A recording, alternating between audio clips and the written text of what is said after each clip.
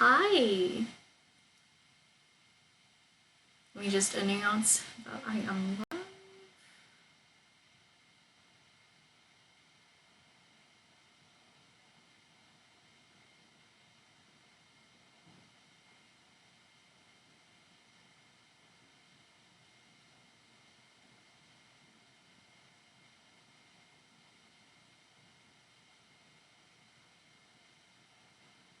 Dang it, I messed up the link for my on Twitch. It should really never have a capital. Okay. All right, we are here. We have our nice brand new announcement bubble, which I love.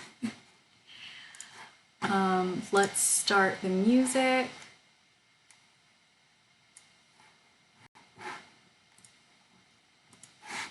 Let's open up moderator view.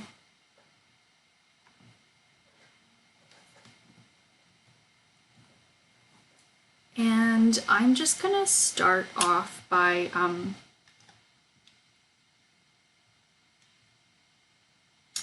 maybe just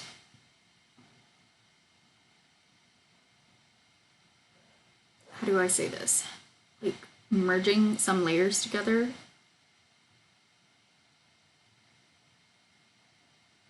I don't know, is that a bad idea? Well, okay, at least I can delete things that I don't really need and combine things that are very clearly just like the rough stuff. So I'll turn up the opacity of everything that's just like a rough layer. These should be one group.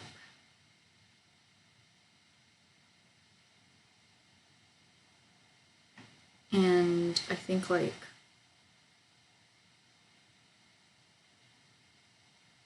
this is actually the final line for the body, so that is its own thing. And then these are like my sketch lines. So these three should go together and then flatten, and you can like lower the opacity down. Okay.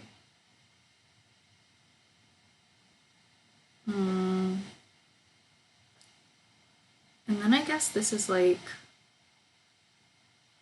stuff that I saved that I don't really need.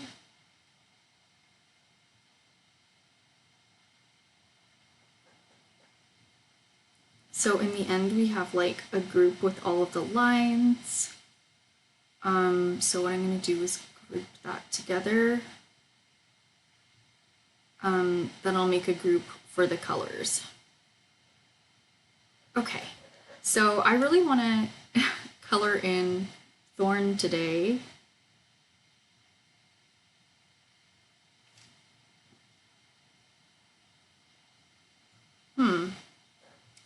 And maybe do some little touch-ups on the line work, because something's just not right here. Because when this is gone, her face loses a lot of definition. I don't know. I like having those sketchy lines in.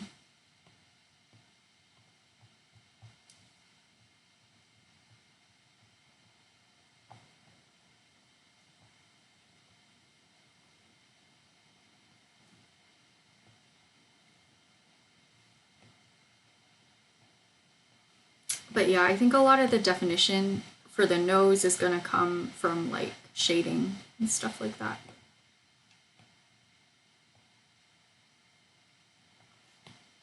Okay.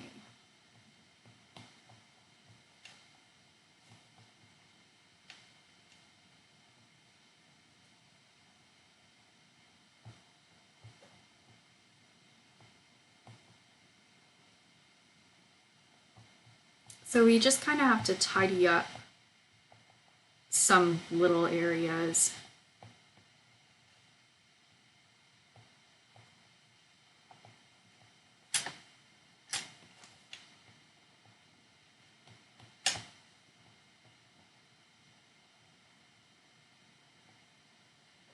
If I ever need these lines again, I can always go back and steal them from something else, but I don't know, I don't think it needs to be that messy.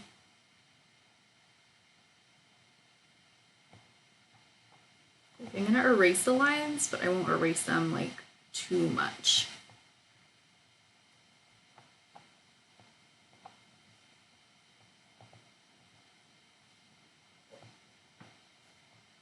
Just the ones that like make sense. Okay.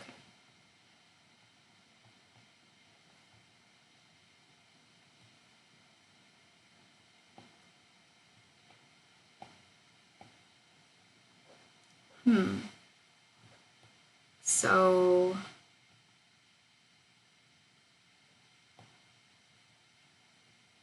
let's see, what do I have here? I think this color that I used for my Starburst pals was really cute. I also kind of like this skin tone. I think that was the one I used for Thumbelina. It's kind of crazy how I look at these colors and I do remember them.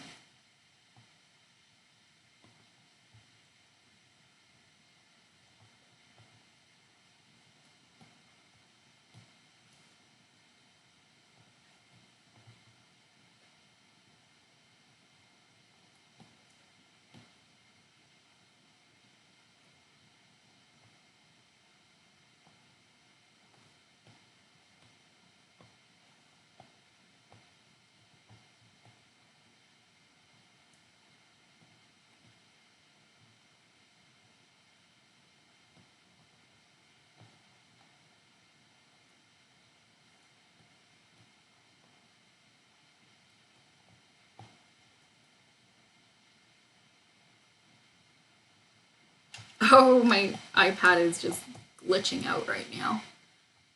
Sometimes I think when I leave it plugged in for too long, it does that. Okay. Much better, much smoother.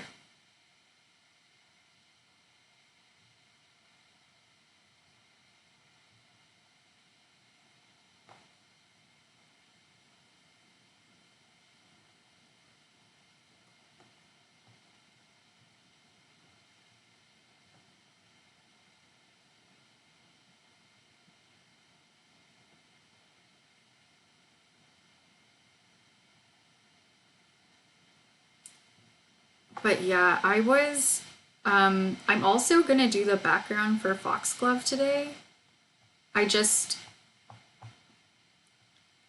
kind of feel more like doing more character-based coloring right now.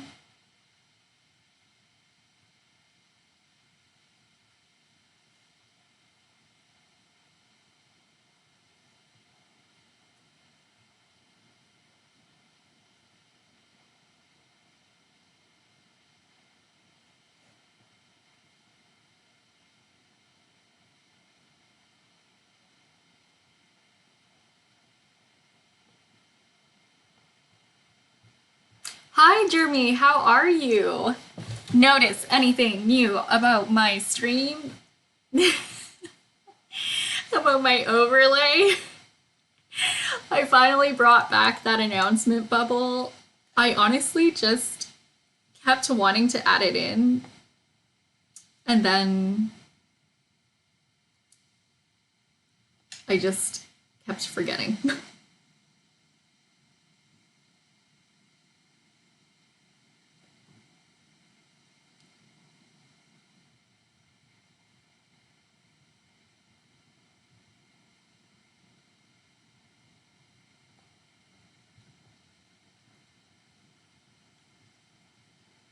But yeah, how are you? How's your Friday going?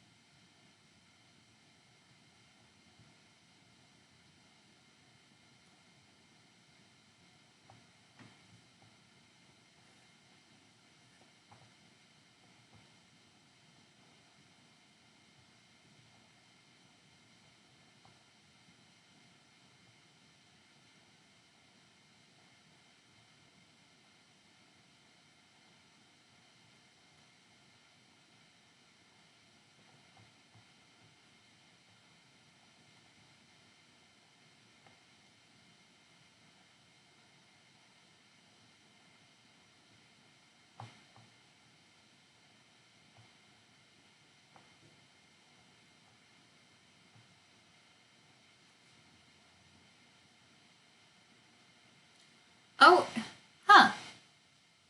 Jeremy says, my message about the ad didn't show up on stream. Not sure if you saw. Yeah, it didn't show up at all for me. I didn't see one. He says, it's okay. It's snowing. Yeah. That's weird. Oh no. What did I do?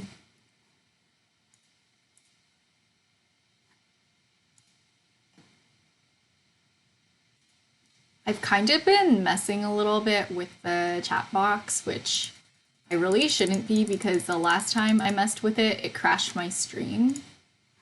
But like, sure, sure.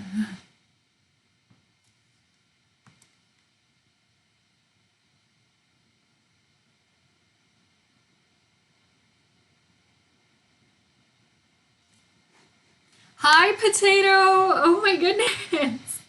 Hello! It's your monthly visit. Hi, how are you? It's lovely to see you. But yeah, what did you message about the ad? You think you missed last month? Hang on. I feel like I could check for sure if I took a second and looked at my moderator view. Oh, you said the animation was cool? Yeah. Thanks. I thought you meant like you were getting ads as a subscriber and then like Twitch censored you.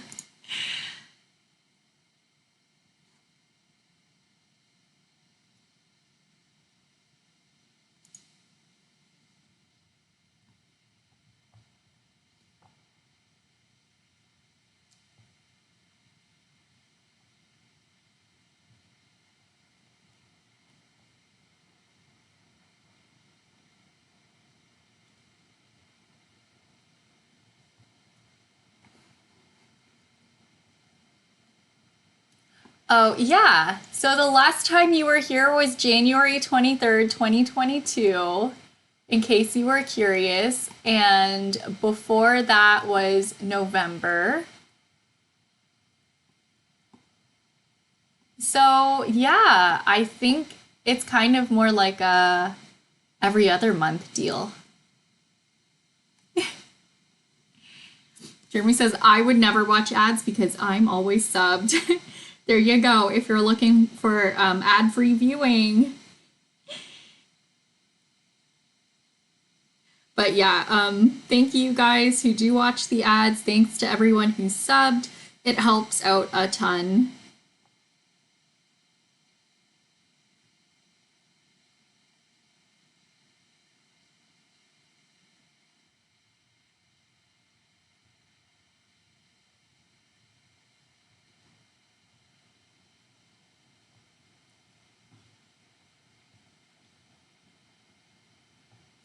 The color helps a lot. It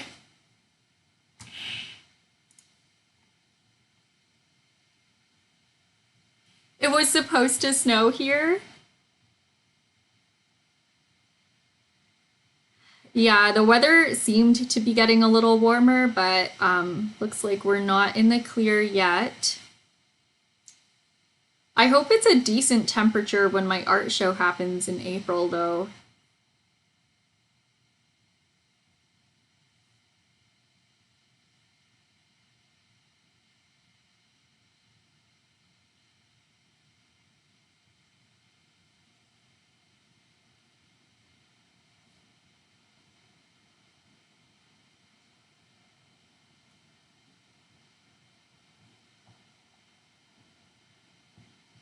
Okay, having space blocked out for the skin makes things so much clearer. In that same line, I guess, you know what? I could come up with a color scheme. Like I could do that. Maybe.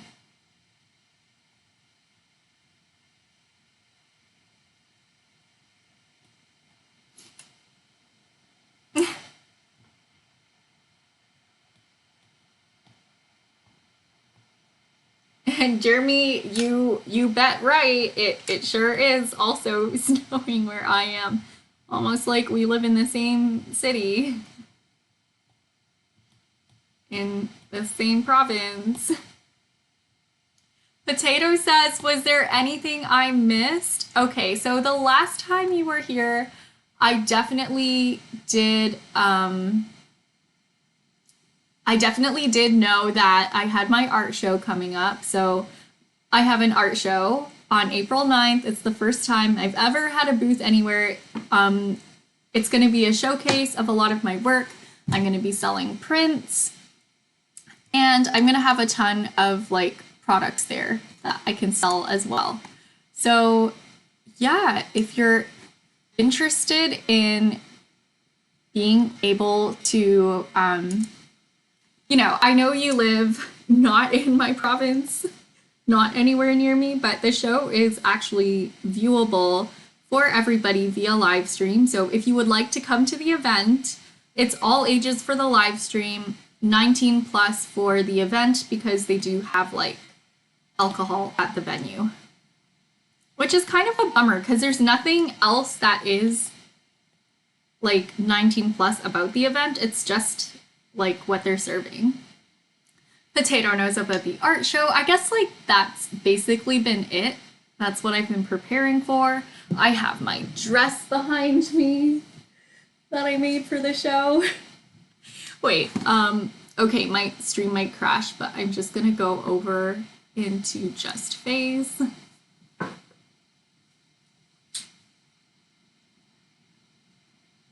Yeah, but yeah, I have my dress. She's really poofy, really ruffly. Oh, and some like extra recent news. I did actually get my first like credit card payment terminal. I don't know what these things are called, but I take card now. Ooh, I did already open the box, but here's a little unboxing moment for you guys.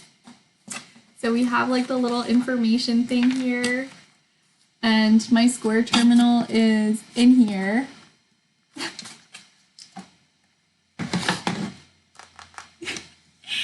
So here she is. I still haven't peeled off any of the protective plastic yet.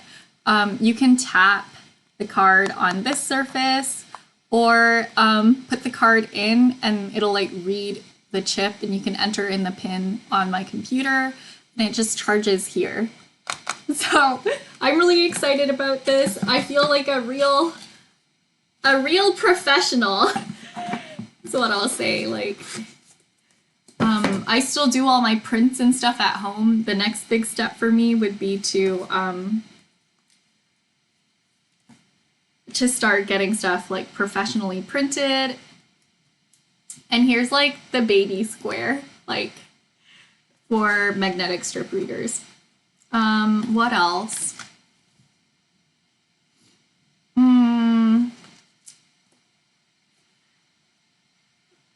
Yeah. Potato says, you went to a convention? That's great. That's so much fun. I think like this upcoming art showcase is going to be the first like convention type thing that's that I've been to for a really long time. But yeah, all of my VODs are gonna be uploaded onto my YouTube channel from now on. If you just search like Dimple Cheeks with a double S on YouTube, that's me.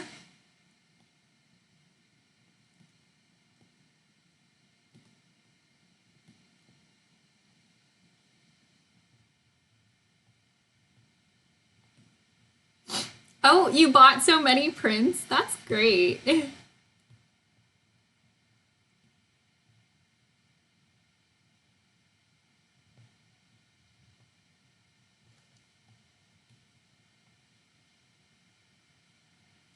You had so much anxiety because of people recognizing my cosplay, because you were worried about people recognizing your cosplay, or you were worried that like they wouldn't recognize your cosplay? You're not used to the attention, yeah.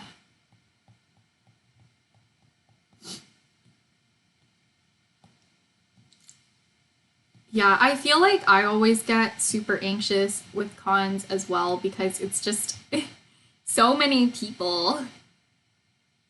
But I do really love it. It's just sometimes it's just a bit much, you know?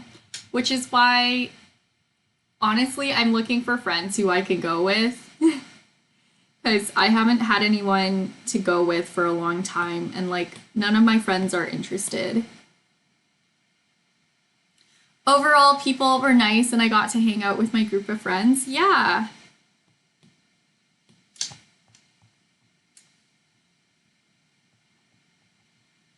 You get to support artists. Yeah. Hopefully one day, I think like after this show, if I like it, if it goes well, I'll probably I'll probably have my art at conventions and stuff too. It would be pretty cool.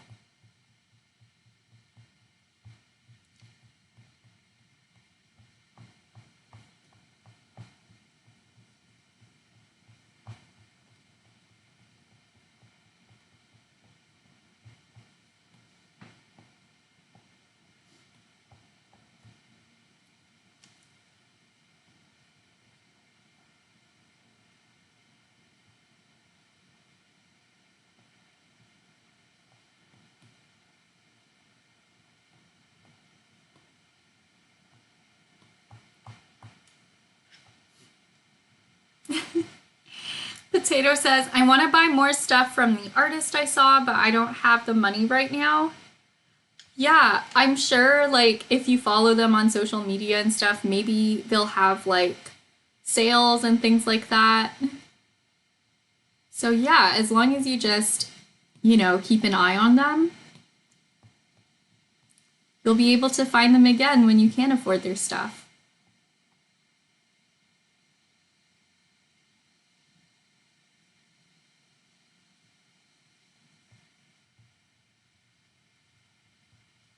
There's so much more than I thought um, to like pricing things. Um, like I didn't realize that when you take credit card, like I know this should be obvious, but I didn't realize like how much credit card companies will take when you accept credit card. Cuz like they make their money through taking a cut of every transaction. So if like the credit card company takes 3%, then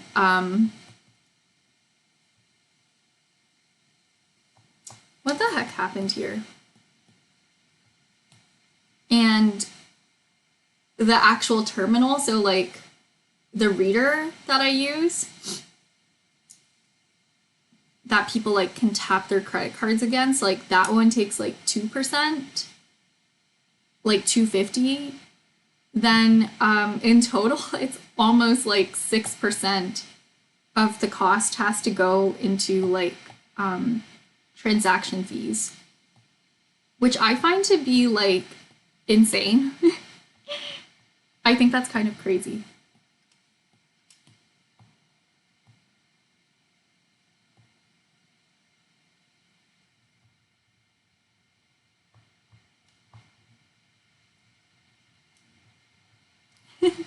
Potato says, I'm going to eat wonderful food at a student restaurant at a college. That sounds lovely.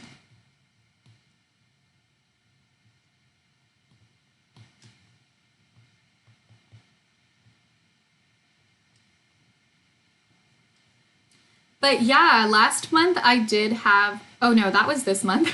I had a really cool collab with Island Vibing and Corey Clark Live. That was really cool.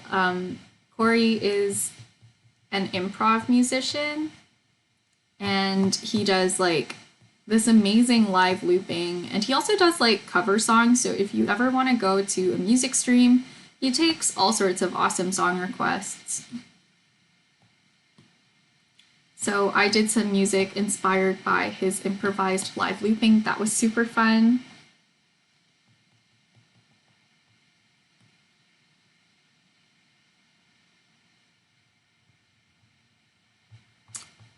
And hopefully, like, after I'm a little less busy after the show, I'll be able to collaborate with him some more.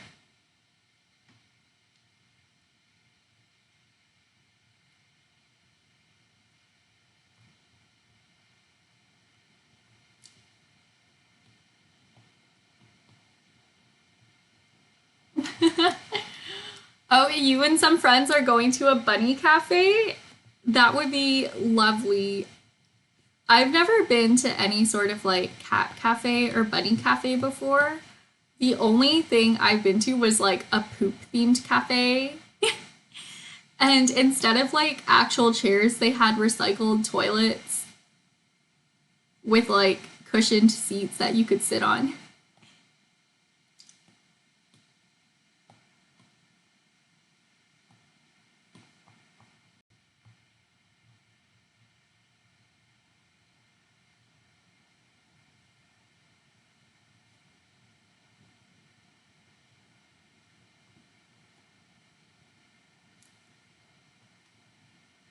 Oh, I had a friend who really wanted to go to the poop cafe.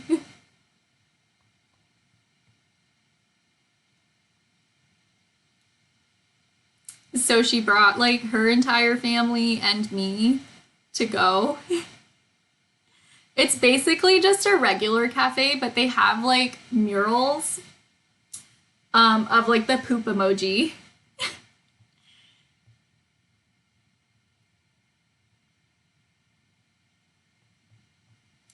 Am I gonna do more collabs in the future? Yeah, that would be a lot of fun. Yeah, wherever things take me, you know? Um, I'm open to the idea of collabs. Actually, I had a whole bunch of commissions the last few months, and then, like, for one of the big ones that I could stream, Jeremy was there with me, and we had like a 4 hour long Discord call on stream because it was like a 9 hour stream day, and I was already like so tired. So I really appreciate that you kept me company that day, Jeremy. That was really memorable. Oh, thank you so much for the hydration check and the stretch potato.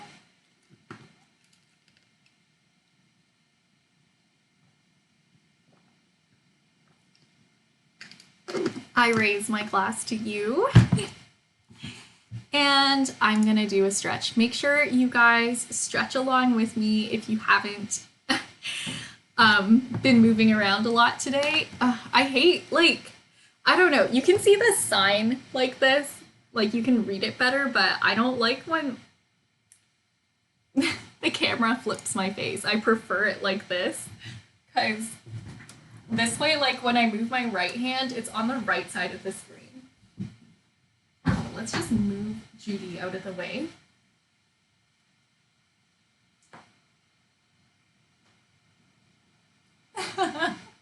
Potato says, I love your shirt. Thank you.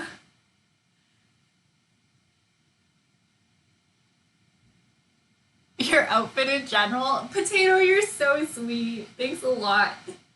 The flannel is actually Rowan's because he kept taking my sweaters. Like, I think it's generally kind of a stereotype for girls to take a lot of sweaters from like their boyfriends. Like that's a stereotype. But in our case, Rowan takes my sweaters and then he just doesn't give them back. You know? So I was like, okay, that's not fair. You need to give me like something. You know? Like this should at least be a trade. So I have this flannel now and it's my favorite. It's just so large. The thing is, like, he can get away with this even though he's like over a foot taller than me and like a completely different body shape because I like to buy really big sweaters just so that I can like tuck my legs and arms into them and turtle. You know, it's just really cozy in the winter. And he's taken that as like an invitation.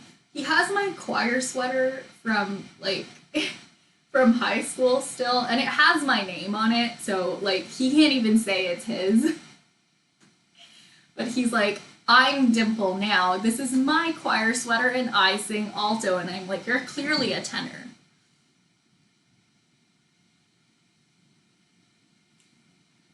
Potato says, I don't have much flannel anymore. I kind of miss wearing flannel. Yeah, I have a lot of plaid, like, shirts, but they're not really flannel. Like, they're not cozy. Like, I have a lot of plaid things in general and, like, checks. And grid print. I'm just really into it. No back crack this time. Okay, and I'm just gonna do a short neck stretch.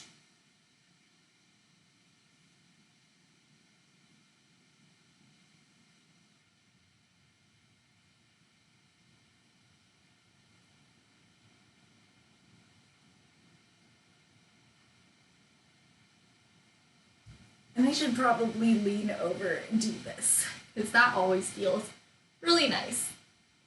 I hope you guys had a good stretch break as well if you stretched along with me. Thank you so much for that little break, Potato.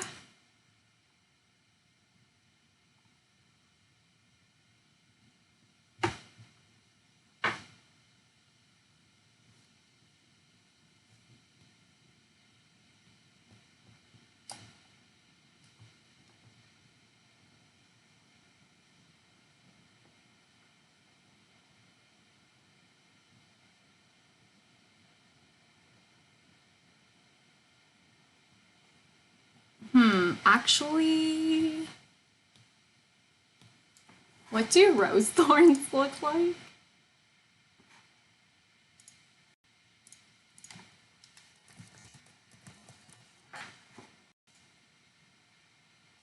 But yeah, this OC is based off of like based off of the like a rose, but then like just the thorns. I designed her in my senior year of high school. Potato says, have you seen Encanto? Yeah, I actually saw Encanto for the first time last night after spending like 4 months reading theories and basically just trying to make up for the fact that I wasn't able to go see it.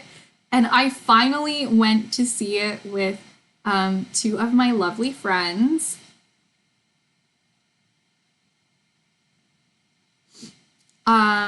It was a lot of fun. I like throughout the entire movie, I was so close to tears. It was a lot.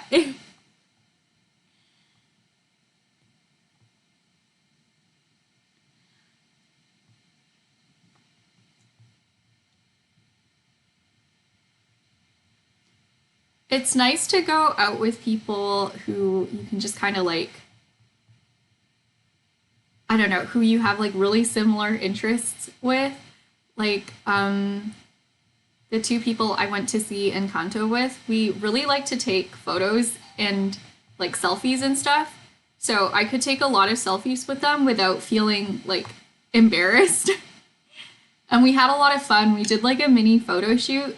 The movie theater had this like arcade with a ton of like neon lights on the games. And it was just such a vibe. It was so much fun to like pose with everything. Potato says, I like the art in Belle. It's just story-wise, it's not great.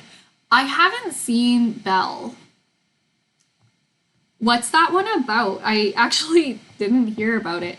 Jeremy says Jeremy says the photos are very cool, can confirm when the autocorrect in your brain just kicks in. You know what? I'm gonna go back to Facecam. I'm gonna find one of the photos and I'll just show you guys.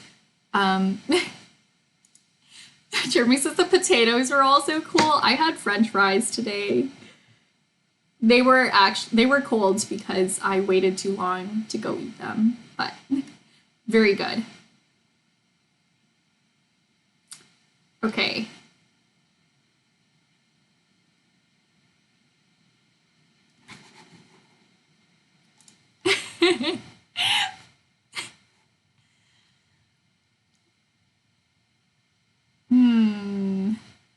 Did we crash the stream today? I don't think we crashed the stream today. Did I crash the stream? The stream is alive. The stream did not crash. I'm very glad. But yeah, this was one of the this was one of the pictures, and this was another picture. So yeah, it was just a fun time. I just really like the lights in this one because they just kept changing colors the whole time.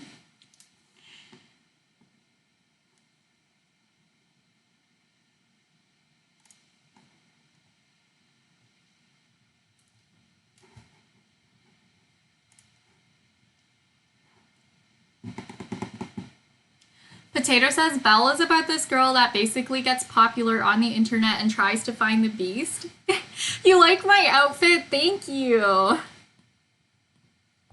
I'm gonna be honest, the shirt that I'm wearing today, like the Totoro t-shirt and the green sweater with the flowers, they're both from my mom, who has an excellent taste in clothes.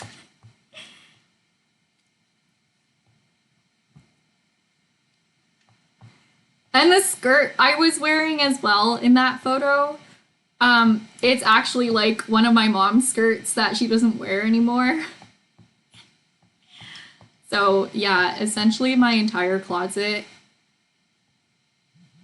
is like in some shape or form chosen by my mother. And and my skincare routine.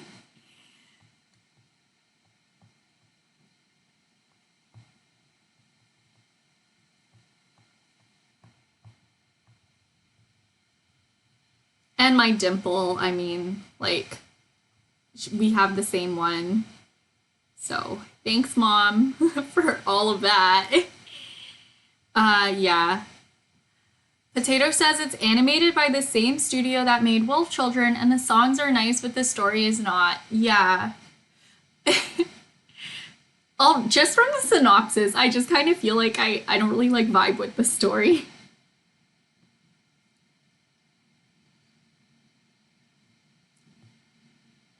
But yeah, I'll definitely check out the art and stuff from the movie because it does sound like it could be really beautiful if it's animated by the same people who did Wolf Children.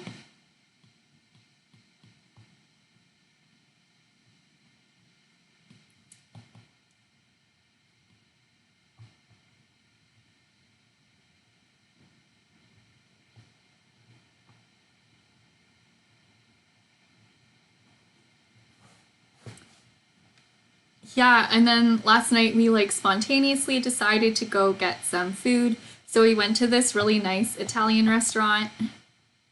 It was like really pricey for what it was, honestly, but you know what? Sometimes you just deserve a little treat, you know? A little fancy dinner. Fancier than you're used to. Oh, have a great dinner. Bye, Jeremy.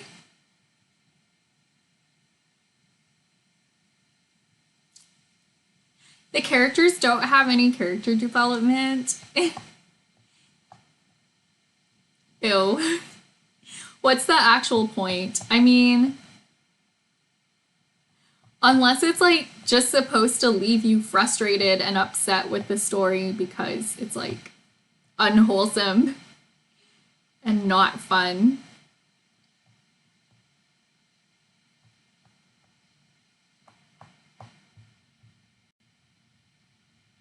I should look at the trailer. Yeah, I'll check that out.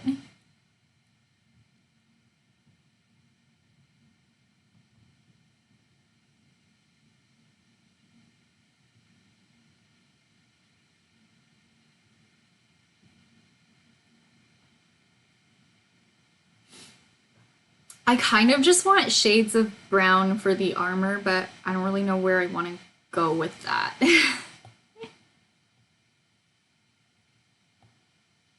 Like,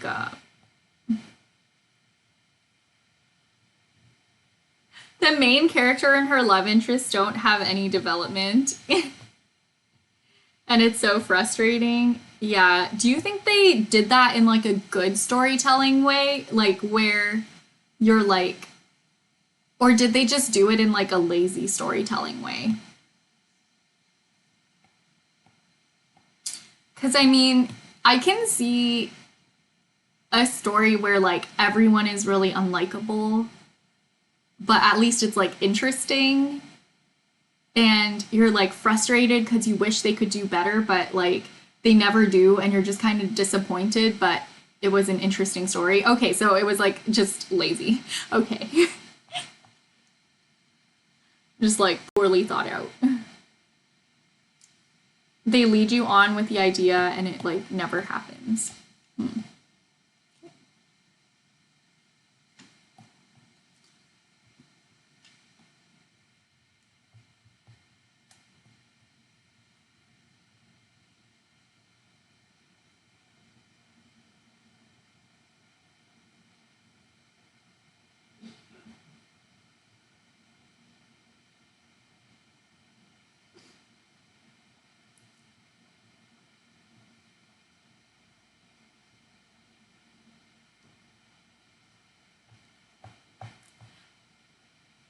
And then they introduce a new character randomly that takes over the plot. No! And it's just like nobody wanted you to be here in this story. Like, we're not invested in you right now.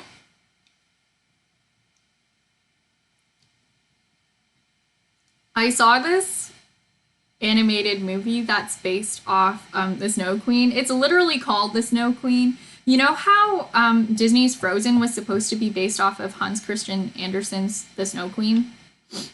Um, so yeah, that was this movie. And I mean, they were way more like story accurate to the original Snow Queen, but also like they cut out a lot of the parts that made it cool and they introduced like this new troll character. And I was just like, okay, this is almost what I want, but not really.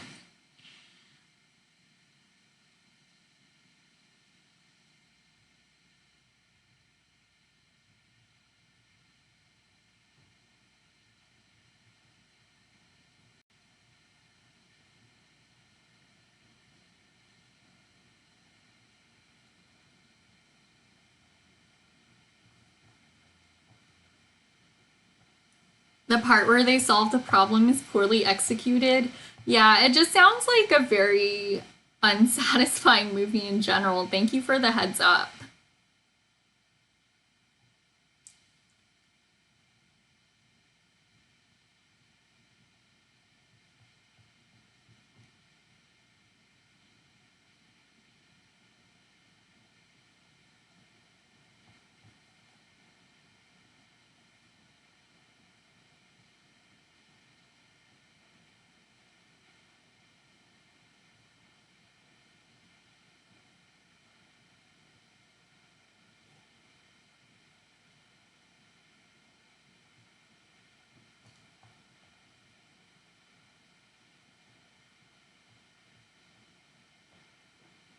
Potato says, honestly, was just there to watch the art. Yeah, valid. I mean, I feel that way about a lot of movies. Sometimes they're just pretty to look at, um, and then I don't really care about what's happening in the story. No, clinging to the hope that it had a decent story.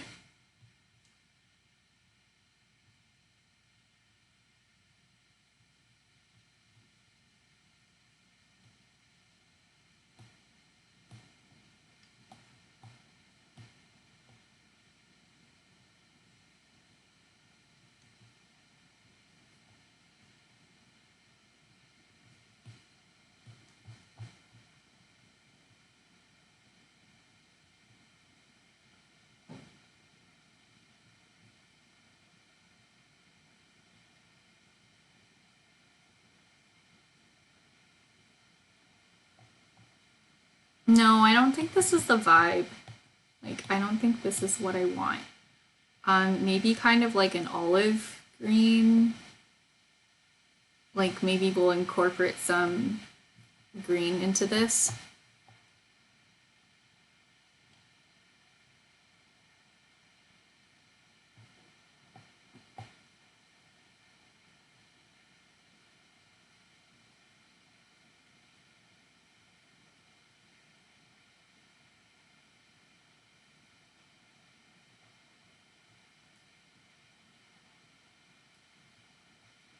What are some media that has your favorite kind of art? I really like is it Leica Studios? The ones that did Kubo and the Two Strings. That was incredible. And they also did Paranorman. I forget what else they did, but I just find their movies so beautiful.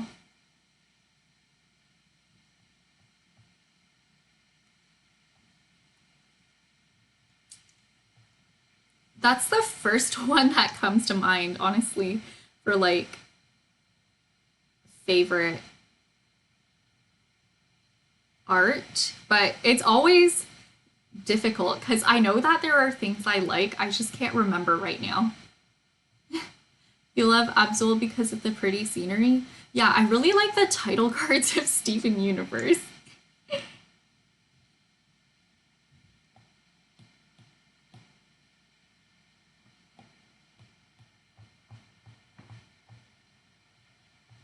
Potato says, I wish I could paint something inspired by the game, but I don't have the skills at the moment.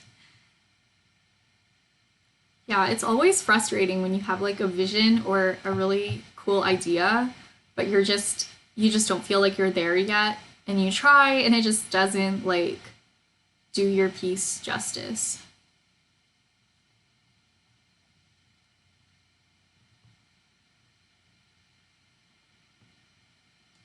But yeah, I swear I'm gonna like remember your question in the middle of the night 2 days from now or something and be like, oh man, why didn't I mention like this movie or this movie?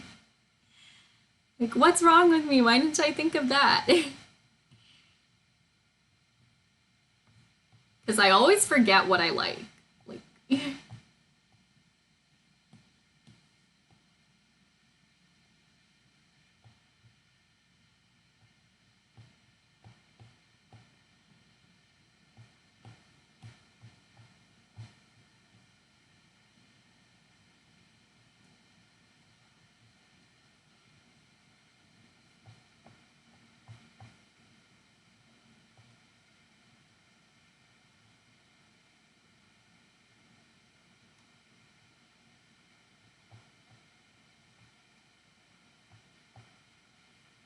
you've been trying out rendering and it looks so nice, but it's a pain. What do you mean by rendering? I always get really confused because there's like rendering a video and then there's like rendering as in drawing. You don't mean video. I don't think you not in this context. What am I saying?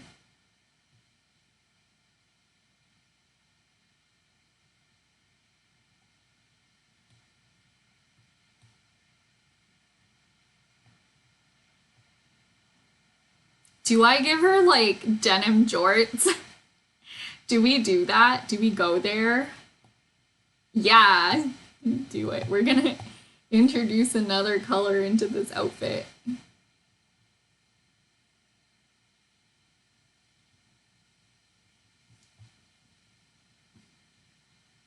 I'm gonna have to look up abs because most of the time I can just kind of look at my own body and figure things out, but not for the abs because I've never had them. They're in there somewhere.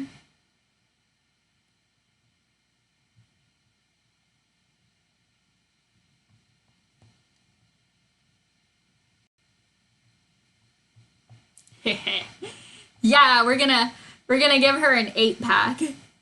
I don't know how abs work.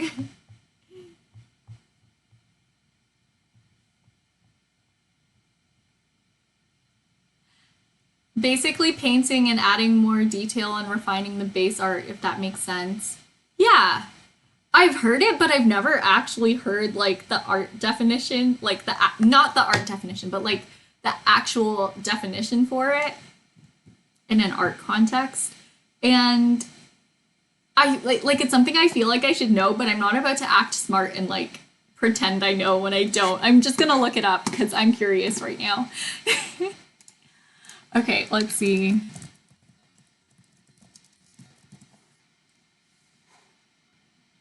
Like I've seen it like thrown around as a term a lot, and I'm like, yeah, I think I know what this means. I don't know what it means. Okay. Um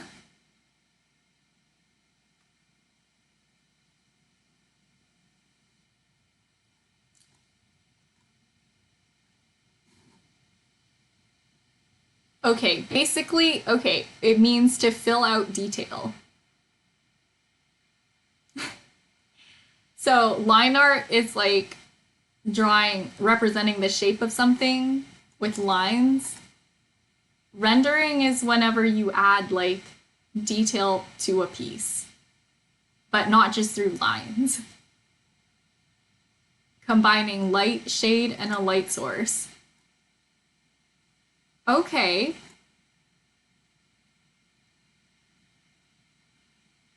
Yeah, I think I get that. The buffering.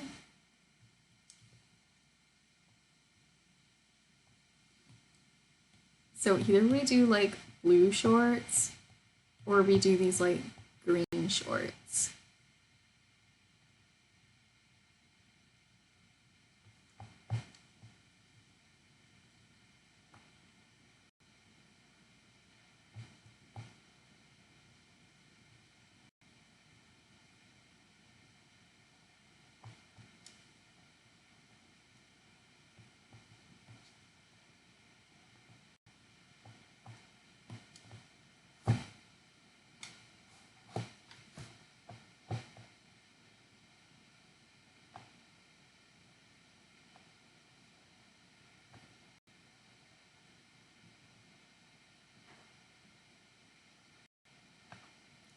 I need to remember to like literally keep my chin up and like not in a sense where like, you know, you gotta chin up and stay positive. I gotta chin up and not like tilt my neck, tilt my head down and bend my neck because it creates breathing issues for me. It's very bad. Like it creates like neck muscle tightness.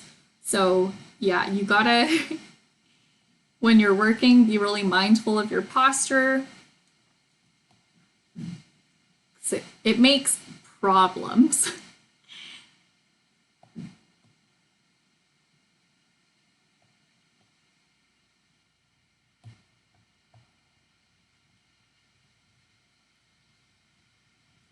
Potato says, other than that, I want to try live 2D animations because I've been seeing so many cool animations with that program and not because of VTubers.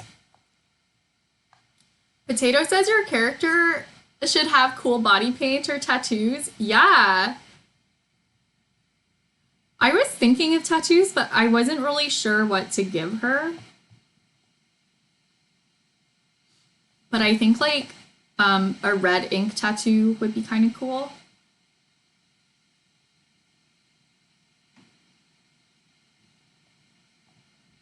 I'll think about it. Also, ever since you taught me how to use like overlay and multiply layers, I've been using that for so many different applications, Potato, so thank you so much for that. It's been everything.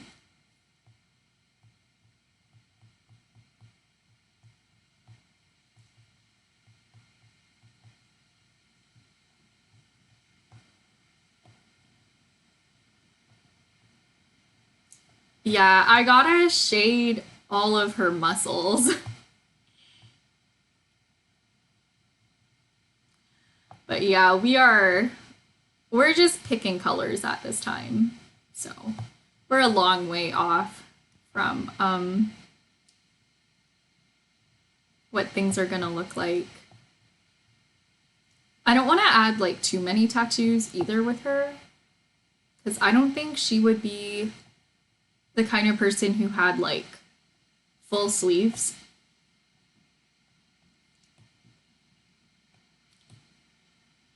Glad you can share the art knowledge. I appreciate it so much.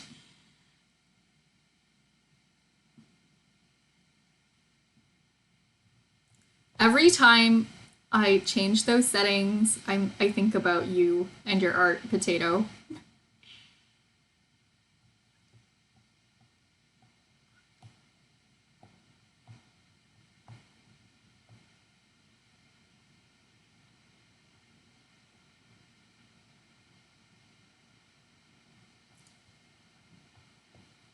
But yeah, I kind of do like the skin being more on the plain side, so I'm not gonna do like a ton of like body paint and tattoo accessories.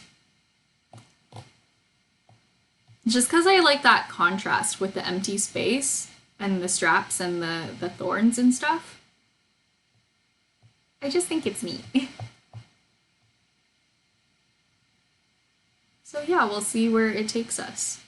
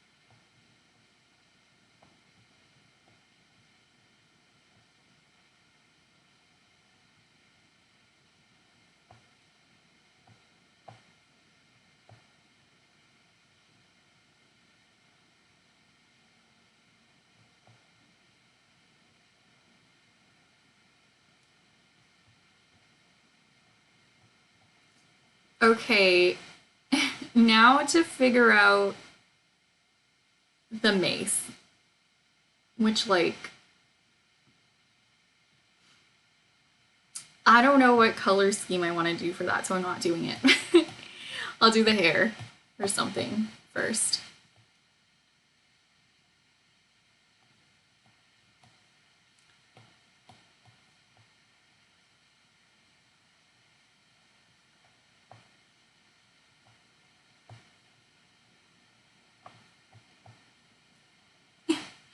Potato says mostly just shading skin and figuring out how to draw males again.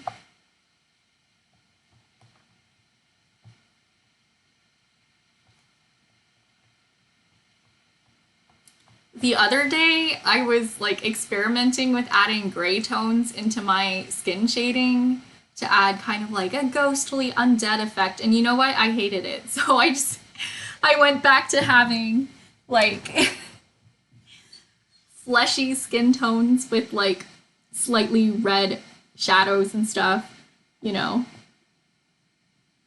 because I just couldn't handle drawing vampire skin. Like I don't know. One day I'll figure out how to give someone like an ashy cast to them, but make it look like cool and fashionable and like a cool vampire kind of skin tone. Um, but not today. That is not today.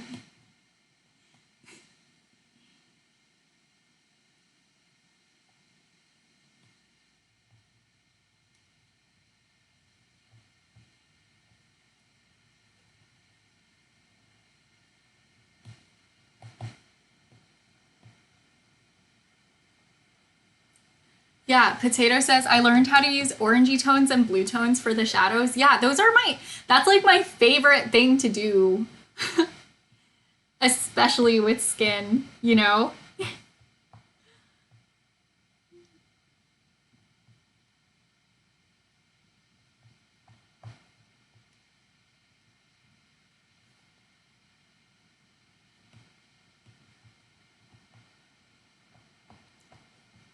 So when I tried like doing something else, it kind of sucked the joy out of it for me, and I was like, I don't feel like it anymore.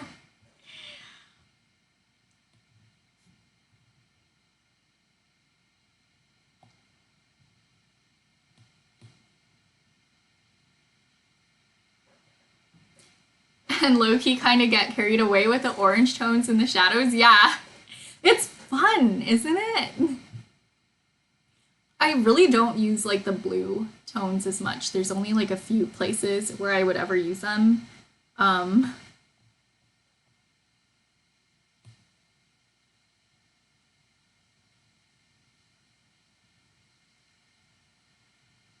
okay, originally I had this character like when I designed her in high school, she had like pink hair. But maybe we'll go for more of like a salmon and it's kind of faded.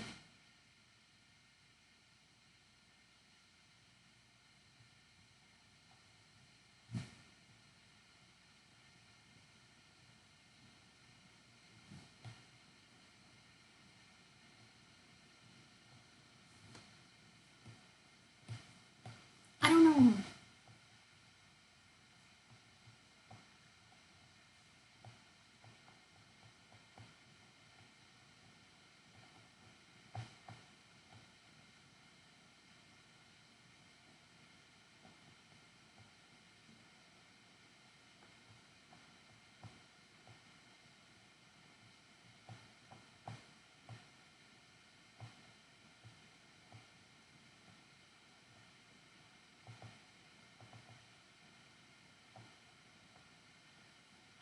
And I think it would be kind of cute if I did like a shadow root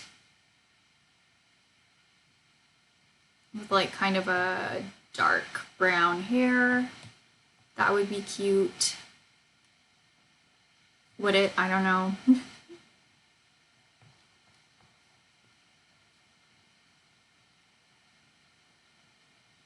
Potato says the blue tones make the skin have more color and less plain, in my opinion.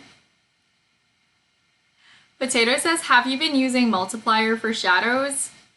Yeah, but sometimes I use other things, depending on my mood. But yeah, ever since you taught me with that tie-dye shirt, it's been a lifesaver.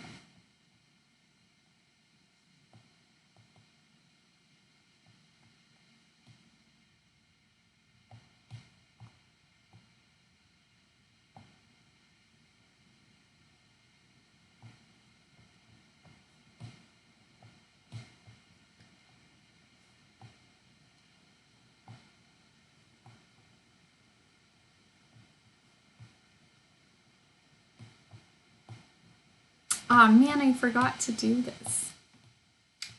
How could I forget? When I have a shaved head, I really like to color under where the bald spot is. Oh, you're gonna go now? Well, thanks for dropping by to say hello. It's always lovely to see you in the chat. Good luck with my art. Yeah, you too. I hope you learn lots of cool art tips and come back and tell me all of them. All right, bye, Potato.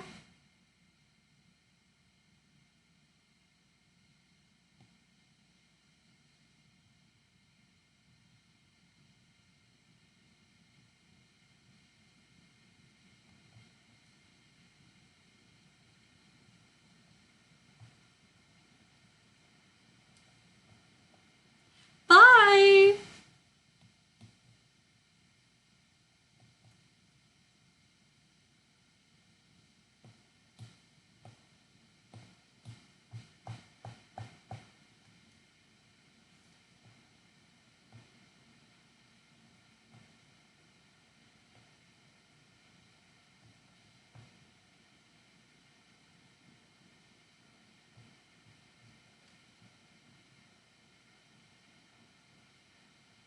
Okay, you know what? I really like this so far.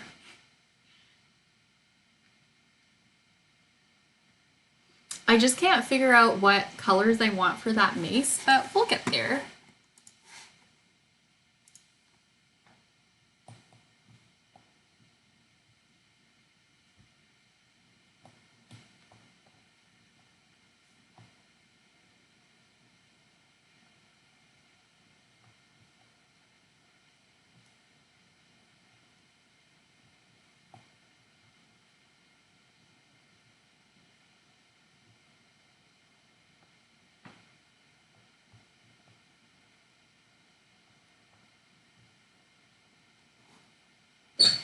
All right, let's go ahead and just kind of, you know what, I should do the eyes first. That's pretty important.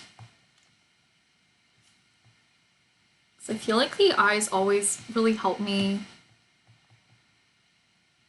determine the contrast of the face.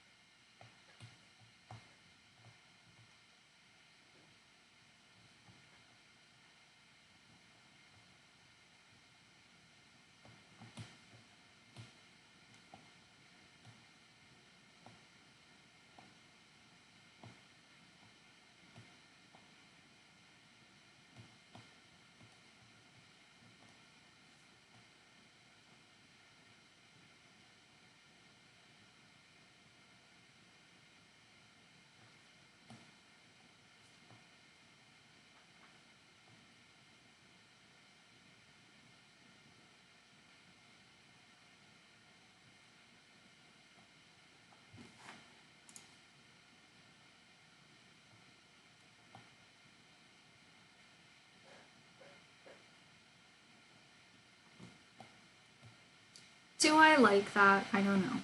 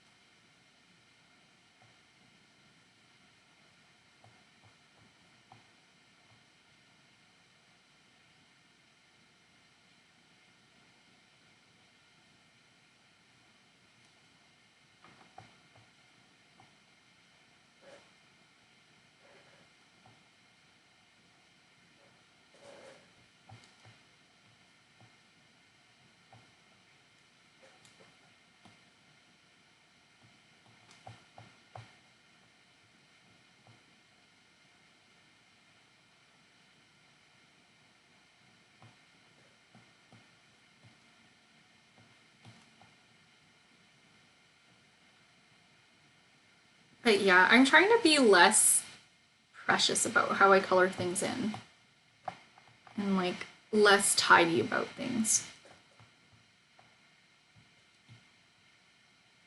Because I think it's just more interesting to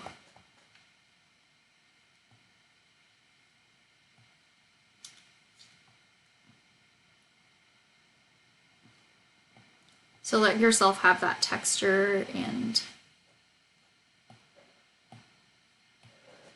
I don't know, not be so bound to the lines.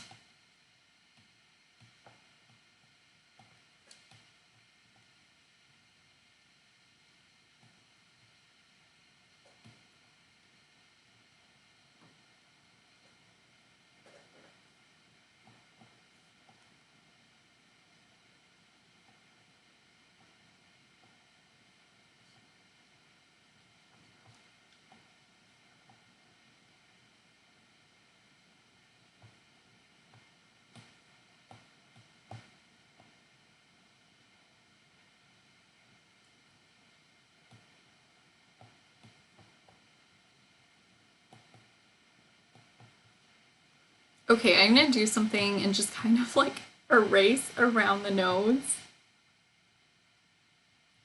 And I'll just have to figure out how the nose works without these guidelines. Ugh, this is gonna be real interesting.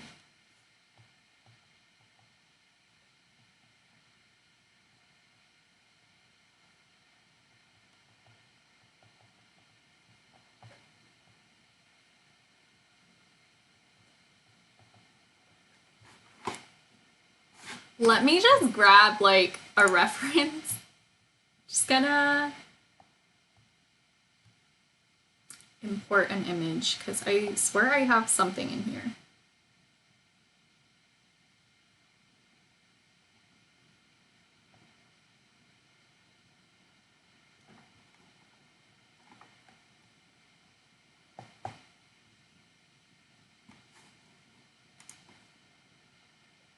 Okay, let's see. So we want to hit the tip of the nose with like a bigger highlight.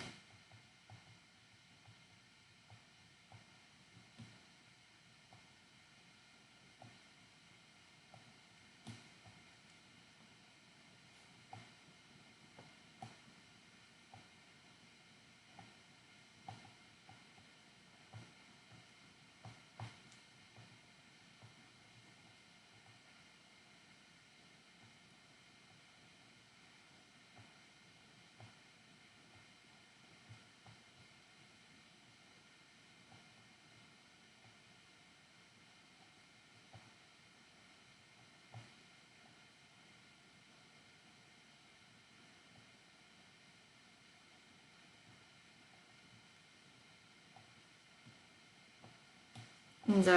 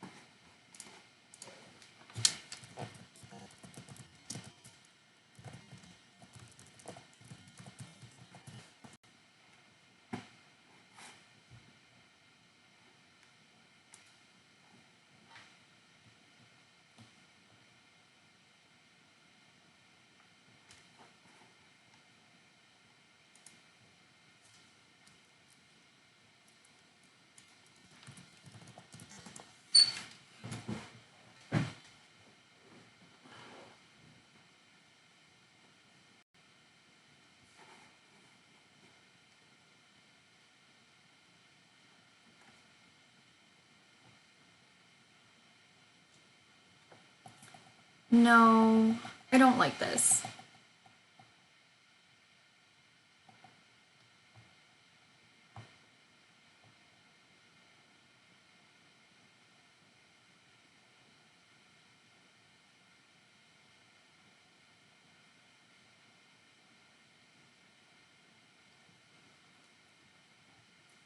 You know, I've always loved adding like little blue and orange undertones in like portraits when I'm painting them, like with like actual acrylic paint or like color pencil or something, but I've never actually tried to do that with a digital medium.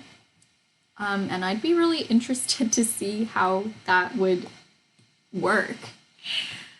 Because I find like a lot of my skills from more like some of my skills from traditional art don't necessarily translate so easily digitally. So I think that's something I'm going to go out and research.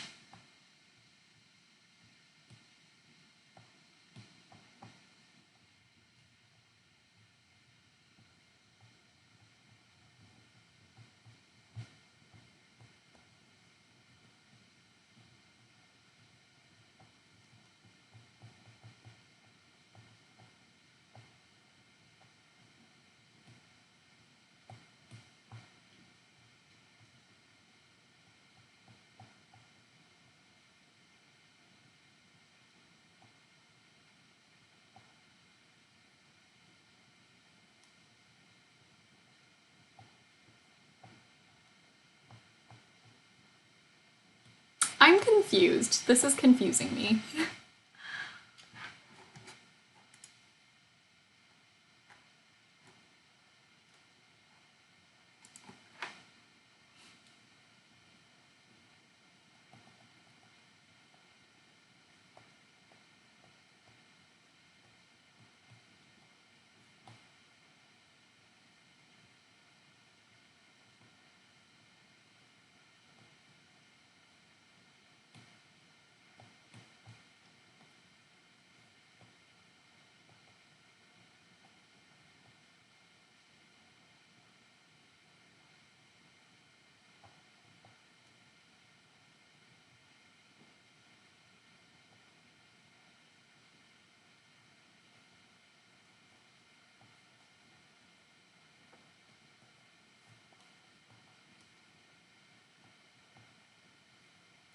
Okay. I can get into this.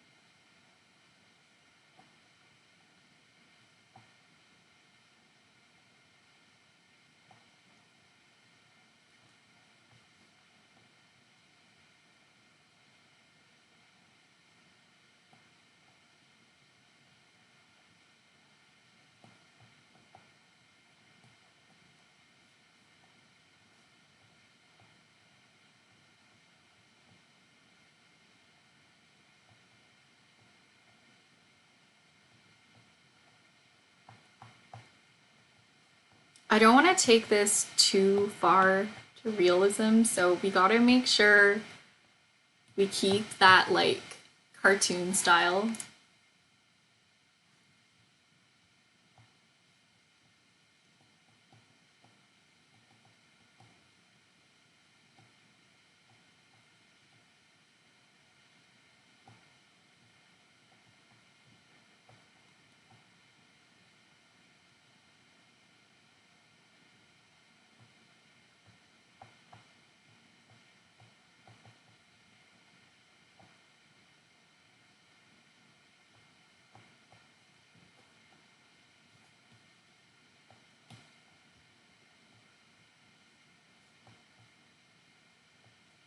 A small nose. She doesn't have a very wide nose, and I guess that's fine. That's a choice.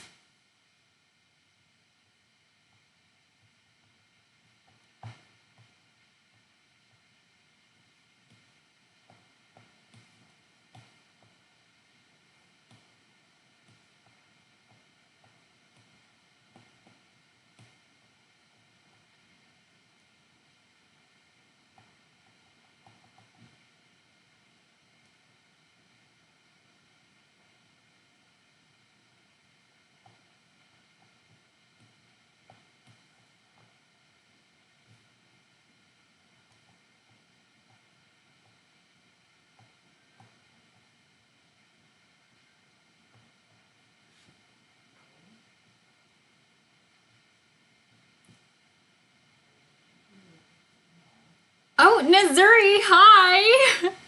Nazuri says she looks like it's Vi, right? Vi from Arcane. Yeah, I'm definitely getting the Vi, the Vi resemblance.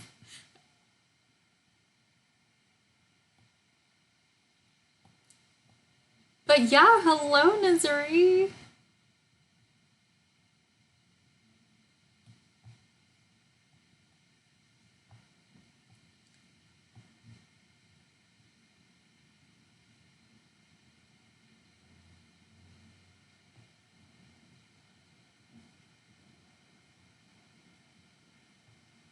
Um, I regret adding that pink.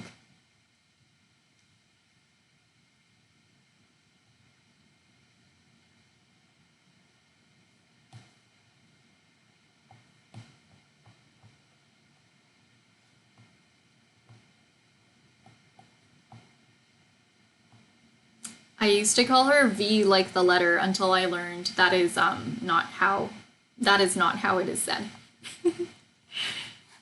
Hang on, I'm gonna switch over to Facecam.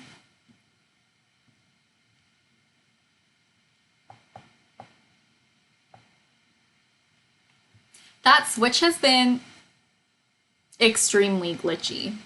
This just the switching. It's just been a lot.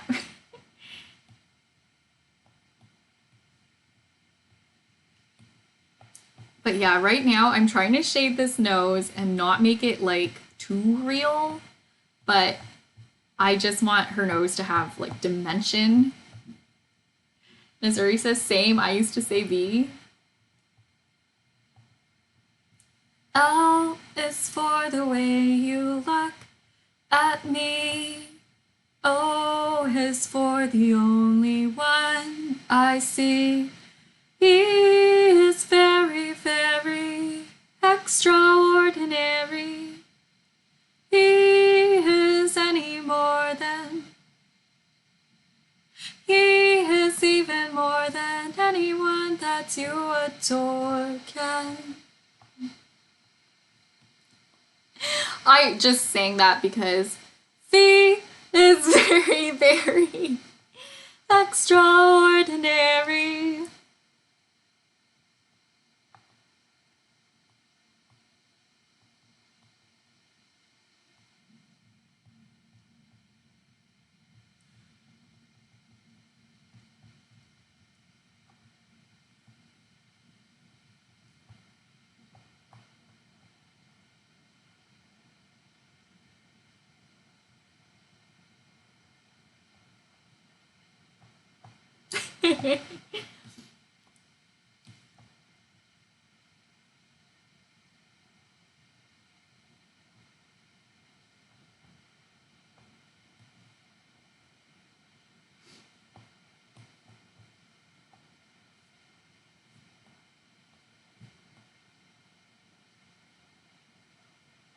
How was that like scary movie that you were watching in class today? What was the point of watching that?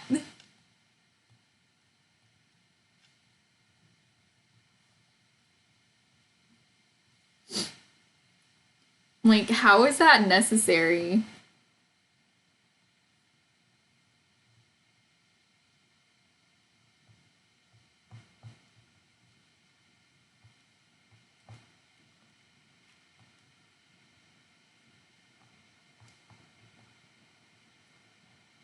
I knew somebody who had to watch a bunch of horror movies in class, and you know why? It's because the class was called The History of Horror. So it was just all horror movies.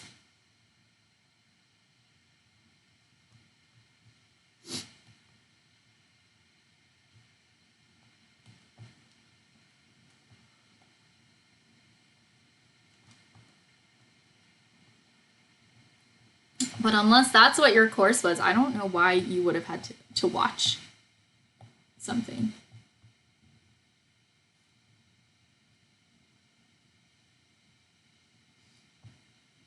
Was it supposed to be fun? Was it fun? Oh, your class wanted to watch horror movies. Okay.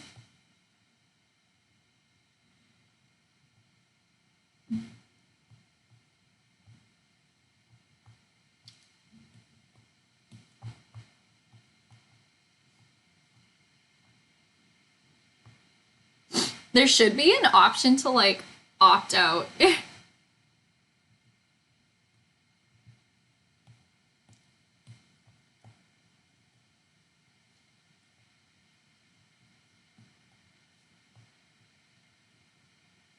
I'm like fine, I think, with action movies, but I don't know. I don't want to be like deliberate. Like, there's something about horror movies that are supposed to be scary. Like, they just get to me. Do I need a line there? Like, is that why I'm struggling? Like, do we put a line there? You can. Oh, she said you can leave if you want. Nice. So at least she wasn't like grading you on it, basically. Because I know sometimes when you have to watch a movie in class, they'll like actually go in and make a question sheet.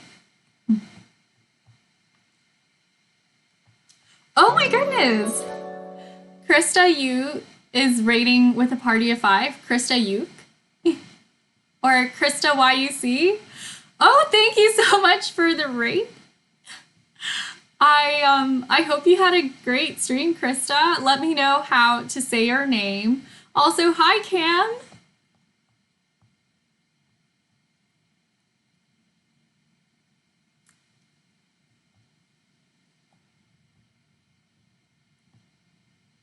Yeah, I'm working on a drawing of my OC Thorn. I'm very uncreative with names. So her name is Thorn because she's like rose inspired, but only for the thorns. Krista Yusi, nice. Okay. Thanks for teaching me how to say your name, Krista Yusi. You guys, show Krista lots and lots of love and give them a big thank you for the raid on my behalf. Yeah, how was your stream, Krista?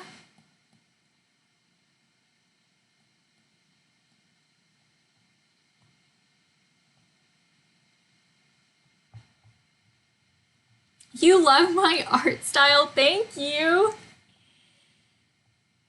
This is actually a redraw of like an old OC that I made. I'm gonna switch over to Facecam. The stream might lag for a second.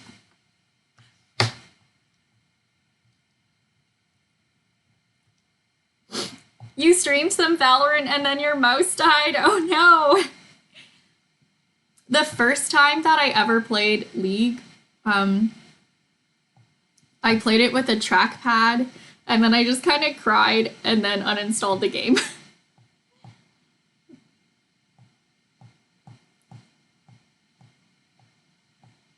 Okay, let's see. I'm scrolling through some of my old art.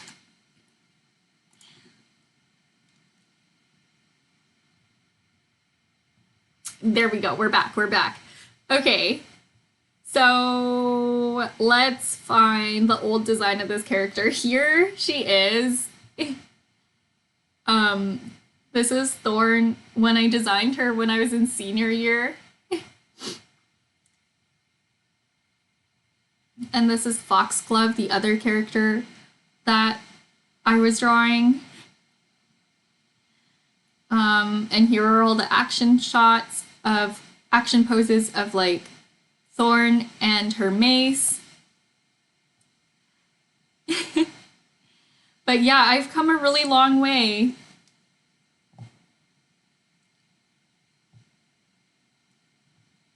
Krista says maybe that was for the best. Yeah, I don't know. I hear a lot of things about League being toxic, so I'm glad that I got out before I could really experience that for myself. The improvement, you love the designs. Thank you so much. It's been wild, like over the last, how many years has it been since I was in senior year? Over the last like 5 years.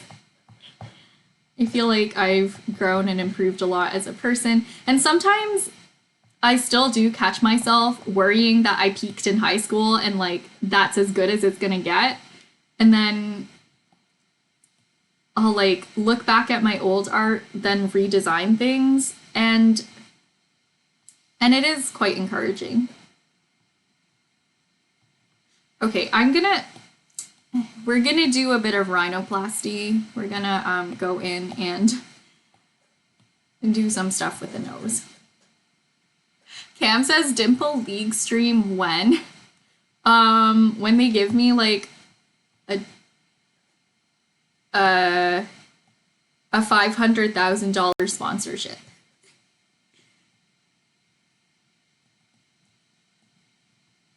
And then even then it'll be like a meme stream. Like that's what you can expect from me.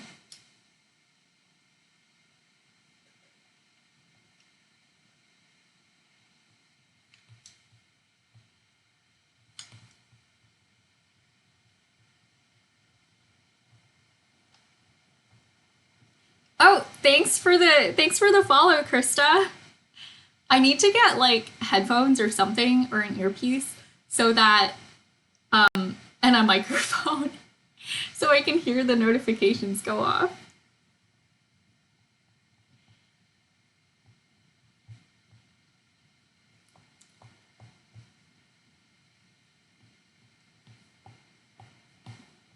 But yeah, I'll only do a League stream if they give me an opportunity to sell out.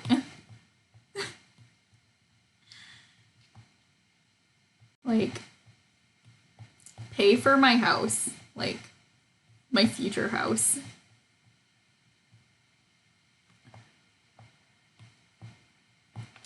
I want to become a homeowner. Do you ever think about how the word homeowner has the letters for meow in it?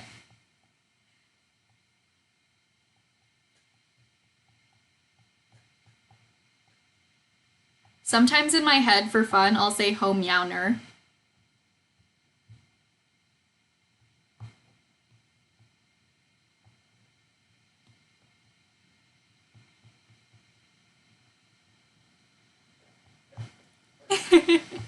Yes.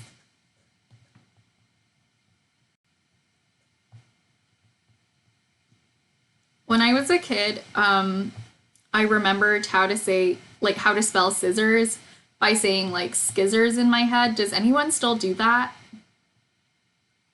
Like, does anyone still hear Wednesday when they spell Wednesday?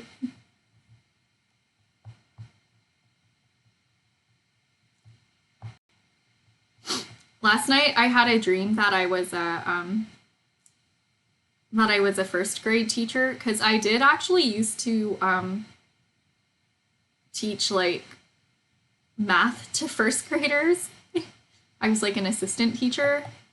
Um, and I had a dream that one of them kept like repeatedly slapping me in the face.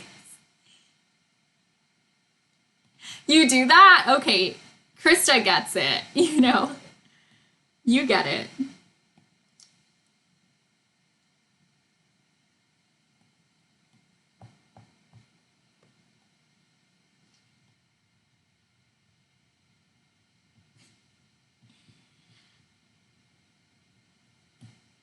And I was just like, look, I know I'm your substitute teacher for today, but you still have to be nice.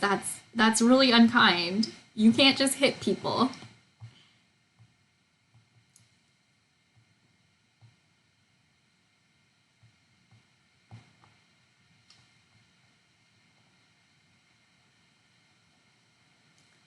So if you're wondering what the stress dreams I have are, this is the stress dream. Krista says, Krista's gotta go. Yeah. Thank you so much again for the raid. Everybody go follow Krista if you like Valorant content, and show Krista lots of love for the raid. See you soon, Krista. Bye.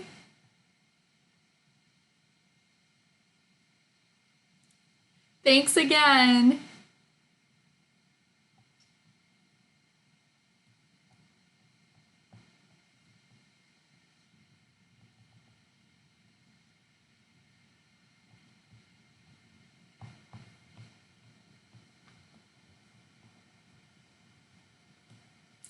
I said I was gonna draw fast for this stream.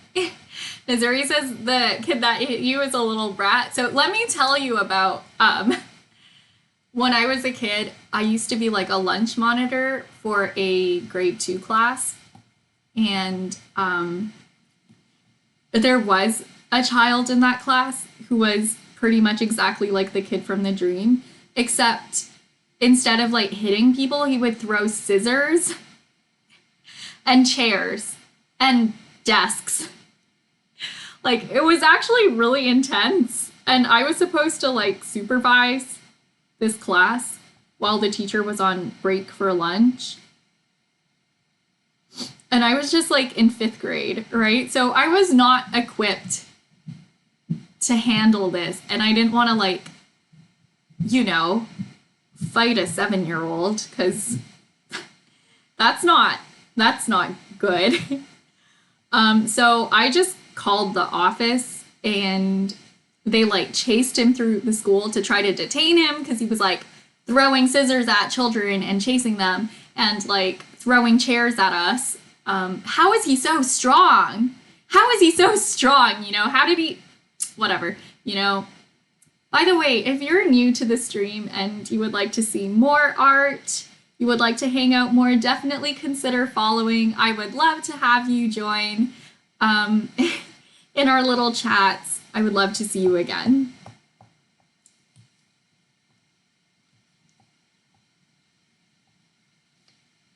Cam says, I gotta go finish my essay. Yeah, good luck on your essay. By the way, Cam, did you come from the raid or like did you just show up and then the raid happened?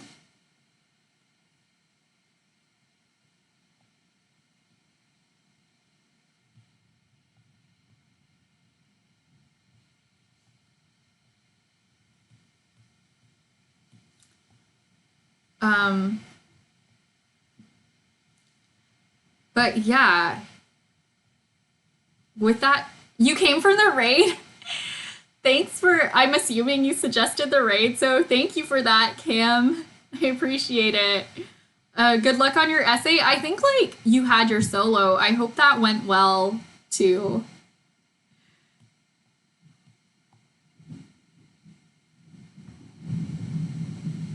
You know Chris from school. Nice. It's a small world. Well, now it is because you've introduced us. She's an art student, so I thought y'all would get along. Yeah. Thanks so much for that, Cam. It's always lovely to make new art friends. Okay, I think I'm happy with the mouth.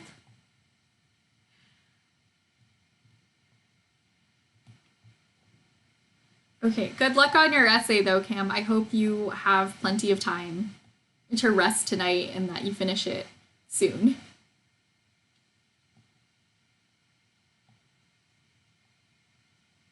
And your solo went all right, could have been better.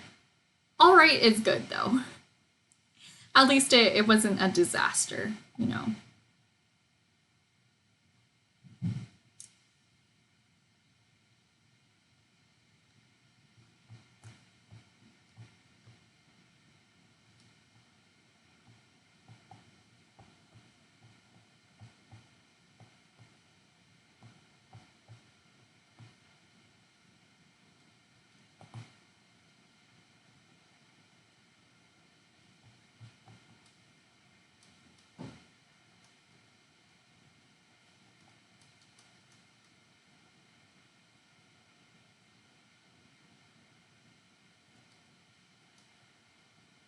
What am I doing with the neck?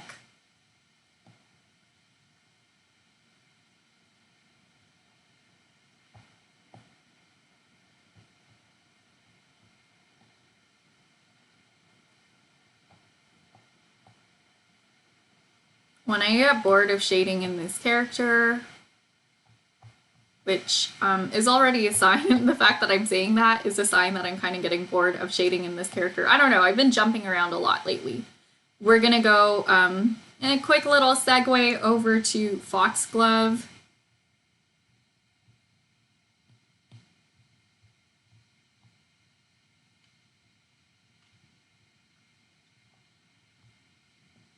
My other flower character who I redesigned.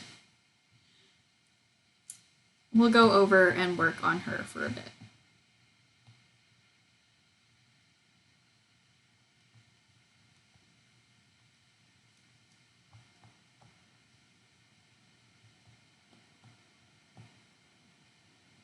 But I feel like switching gears so much is probably not that productive because whenever I work on something else in a piece, I always like have this adjustment period. So if I were to go from like skin tones into coloring objects, what if it takes me a while to warm up and I end up just like shooting myself in the foot with it?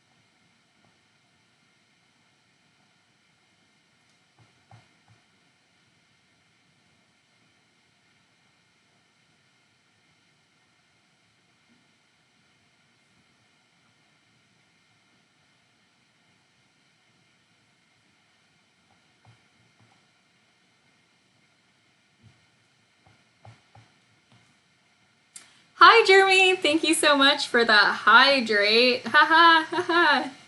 Oh wow, I've been in the wrong layer this entire time. Drink my water. Okay.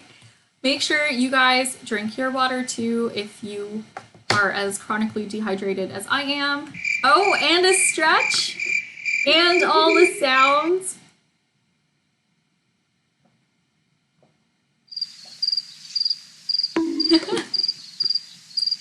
And a cat break. Oh my goodness. We're going all in. Oh, and a lipstick. Okay, I'm gonna do a little swipe of lip gloss, but first. Oh wow, a seamless transition. How was dinner, Jeremy? What did you have for dinner?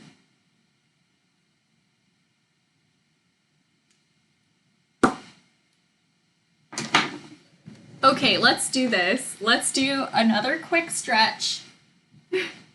Look at my dress though. I love my dress. Okay, I'm gonna do some arm circles because we didn't do those today.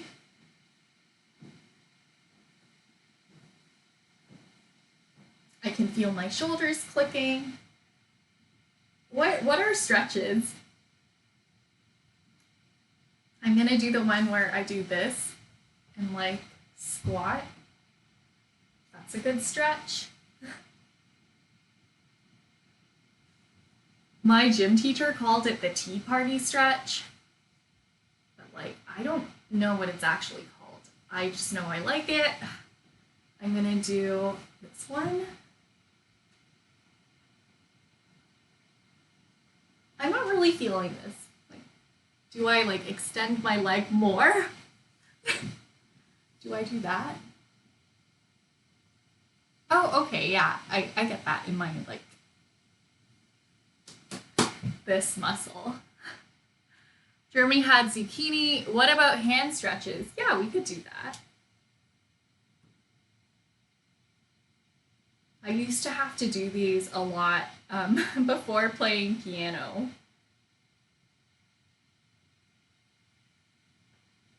And then another shoulder one because I can never get enough of these.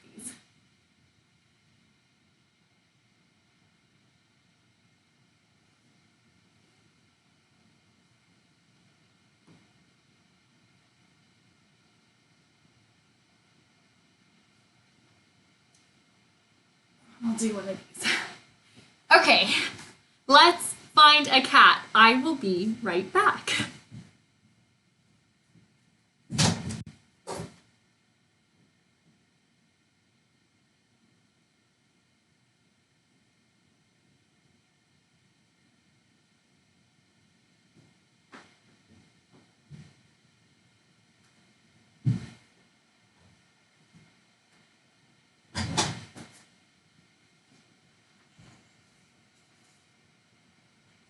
What the heck did I just kick across the floor? I heard like a needle or wire or something.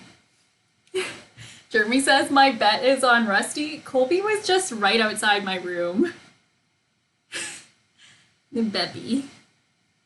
Baby.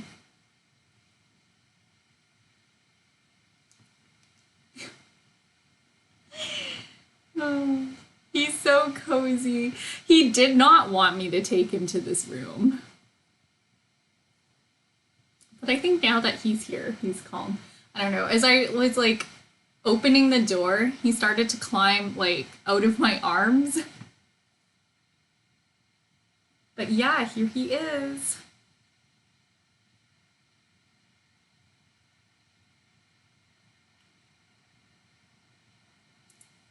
Let me see if I can lean over and adjust the camera a bit so you can see more of him. Because he tends to sit like quite low. Oh, a scoop. Scoop the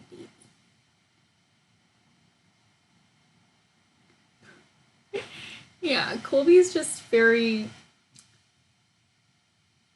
floppy whenever I show him on stream. He's not normally like this. Do you think the lights are hypnotizing him? Like, do you think he's like transfixed by the spotlights in my room, and they just make him kind of zone out.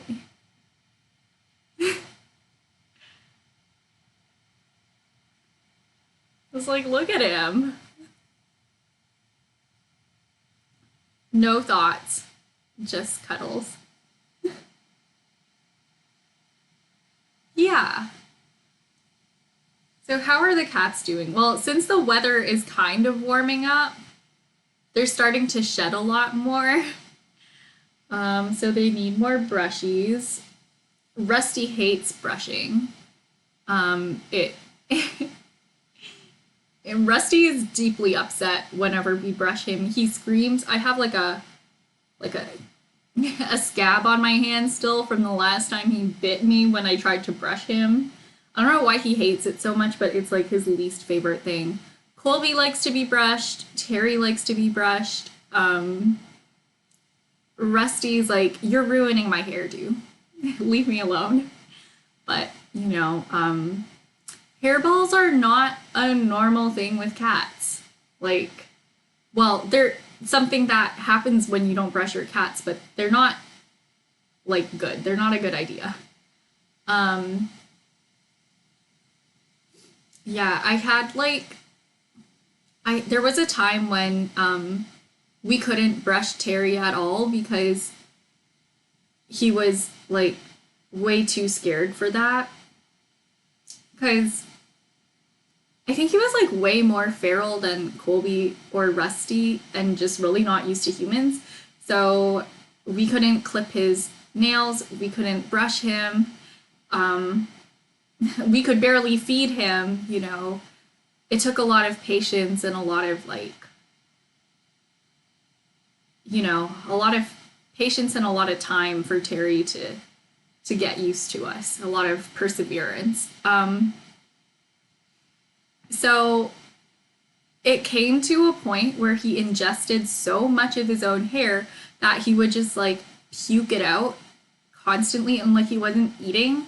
And he threw up so much hair, like so much of it, because I don't think anybody had ever brushed him in his entire life. Like nobody had ever brushed him, not his foster mom, not the shelter, not the vet. And like before that, he was just on the streets. So, we had tried to brush him before, but he would just be so scared. He would be like shaking and then he would like pee himself, from fear, So there was a week and he was like not eating a lot. We took him to the vet. They did like a blood test and they were like, we don't see anything wrong. They examined him. But they didn't do an ultrasound because if they did, I think they would have found like a lot of hair in his belly. So we took him home, tried to get him to eat. I gave him some like hairball paste, which is essentially Vaseline, but like edible for cats to try to because I was starting to suspect it was hairballs. Yeah, there was a lot of hair. But yeah, eventually though, because of that, because we took such good care of him when he was sick, he actually grew to trust us and now he lets us pet him, he lets us pick him up, and he really loves to be brushed.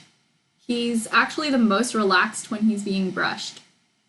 Once you get to him though, once you get to him to okay, I don't think Colby wants to be here anymore. I don't know if you saw that. But yeah. Once you get to Terry to brush him, he immediately relaxes and then starts to purr.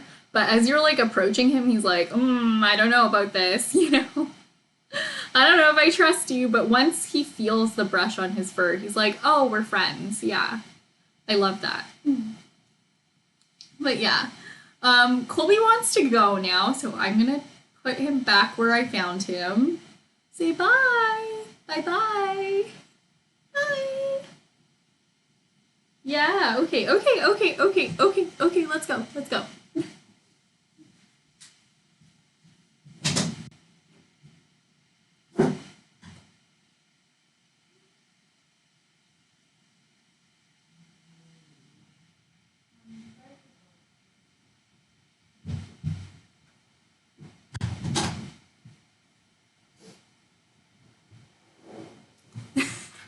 Did you see Colby? He just kind of like, I was holding him like this, and he sat up and just started to fall this way.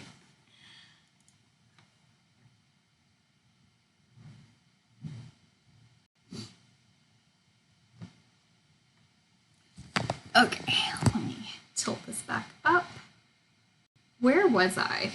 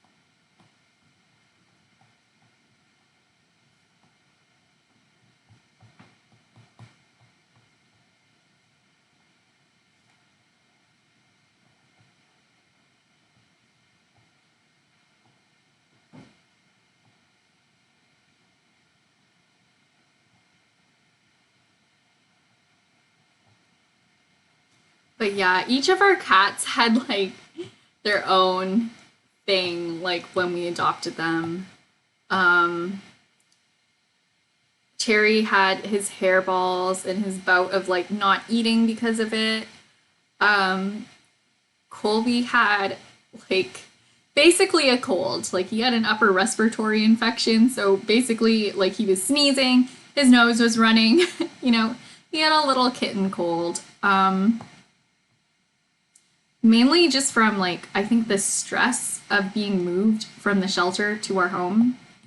So we had that, and then Rusty had tapeworms. Like Rusty had worms when we got him.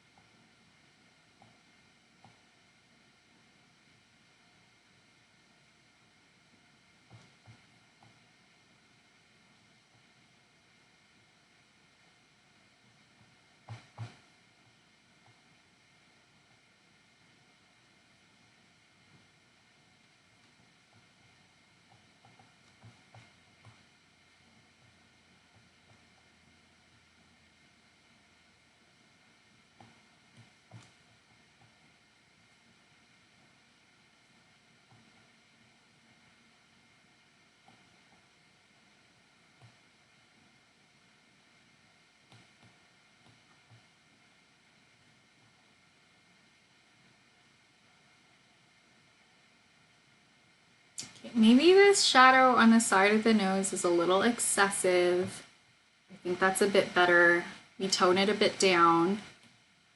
And then I'm gonna add just like a highlight in the middle of the face right here.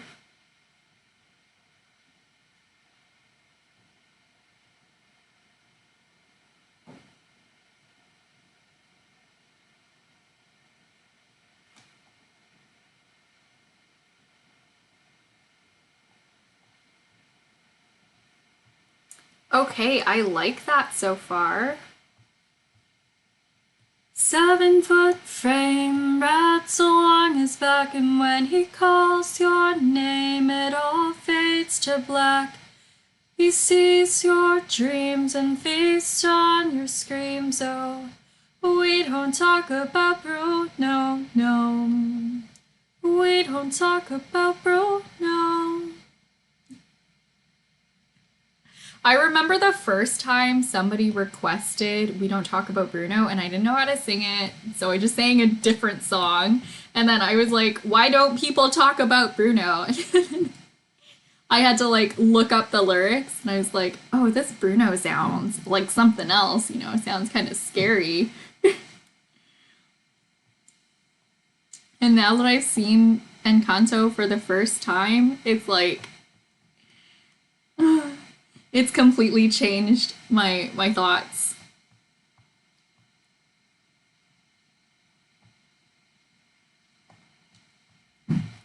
Not gonna spoil it though, because unlike, I don't know, unlike Coco, because that was a movie Jeremy was talking about, and he kind of gave some spoilers, and I was like, I don't think anybody's gonna care that much because that movie's been out for a long time now.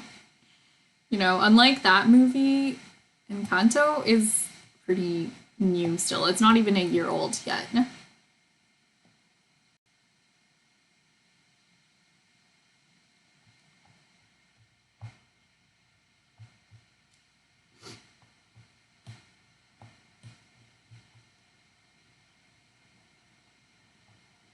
It was our wedding day. We were getting ready, and there wasn't a cloud in the sky. Jeremy says, how old is old enough to be spoiled? I don't know. There comes a point where something just becomes pop culture.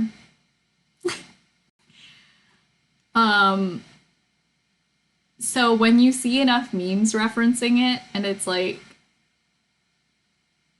people should know already, then I think it's less egregious.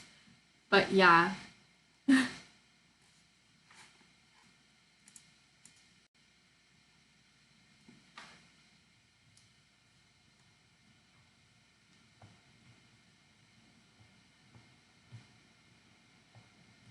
Despite listening to the songs multiple times and like hearing it in the movie, I still don't know how to sing it as like one person.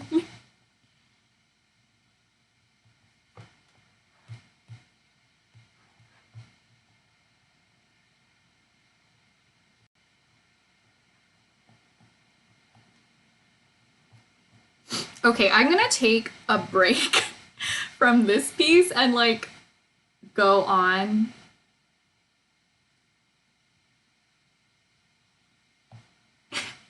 And go back and do this piece. Okay.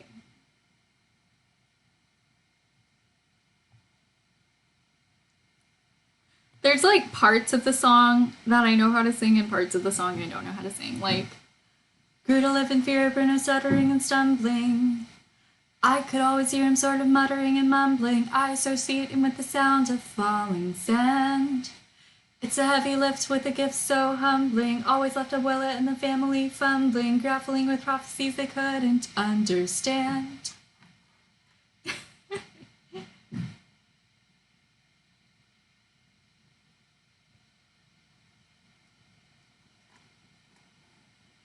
Yeah.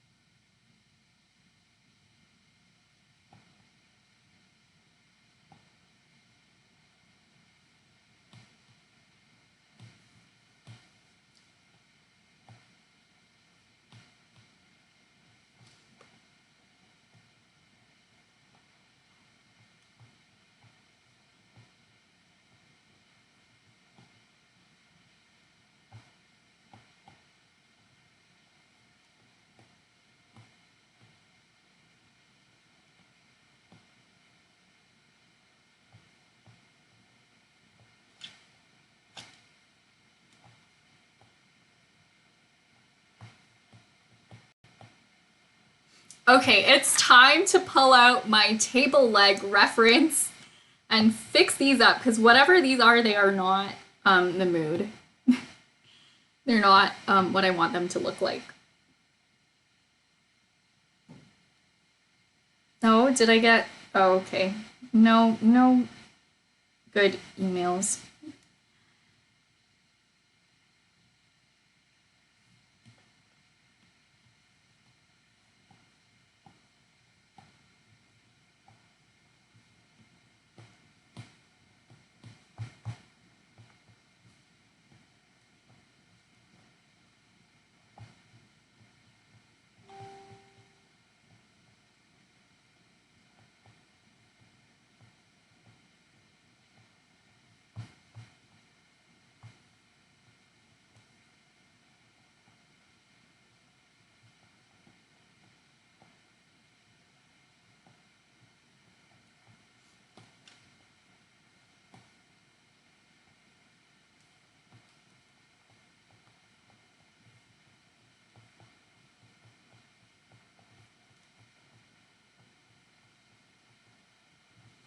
I want to say these table legs would be fun to make, but I think they would be a pain to make, personally.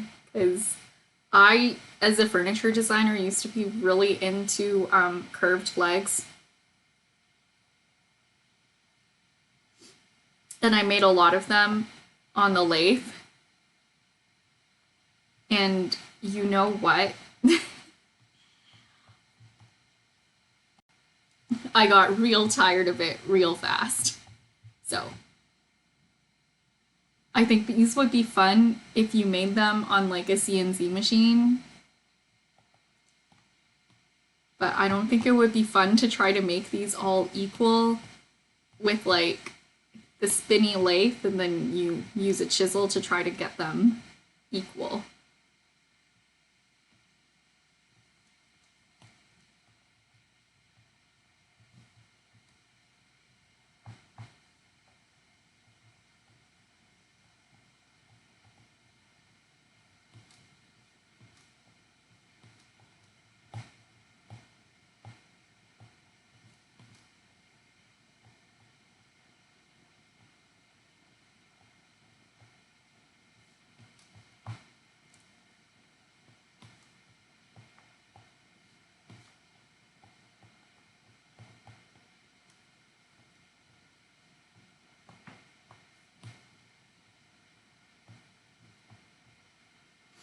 Okay, you know what? I'm gonna go over all these lines and just make them a little bit nicer, even though they're in the background.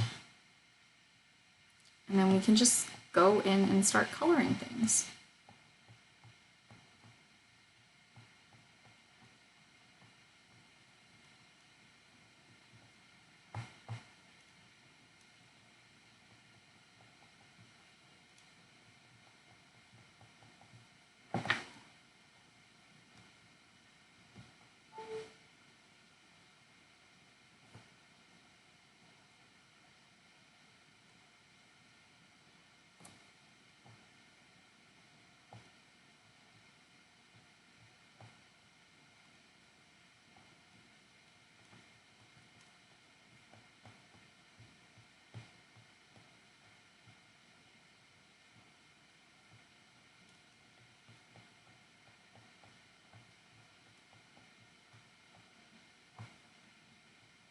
But yeah, if you ask me what my favorite movie is now, I'm definitely, like, it's definitely Encanto.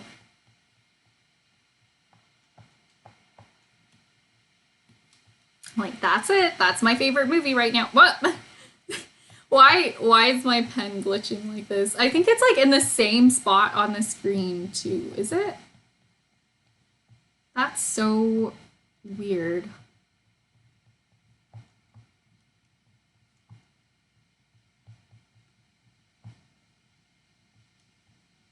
No, it's definitely not in the same spot on the screen. It glitches when my iPad is plugged in. Sometimes.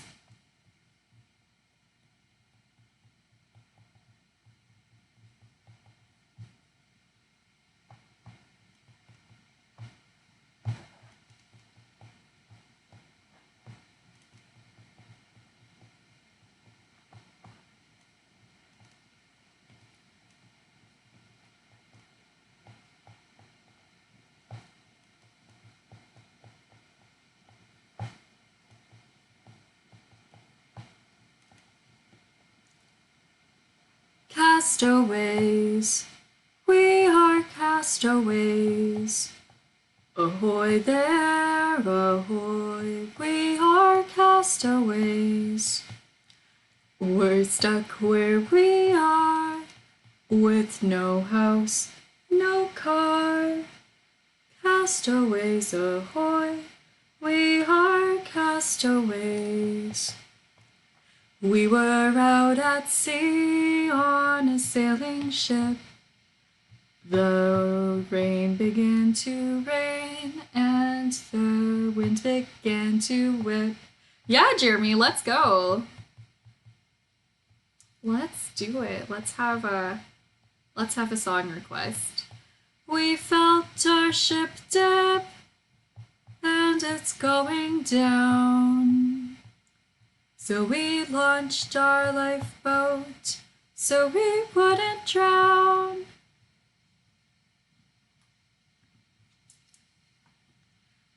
Castaways, we are castaways.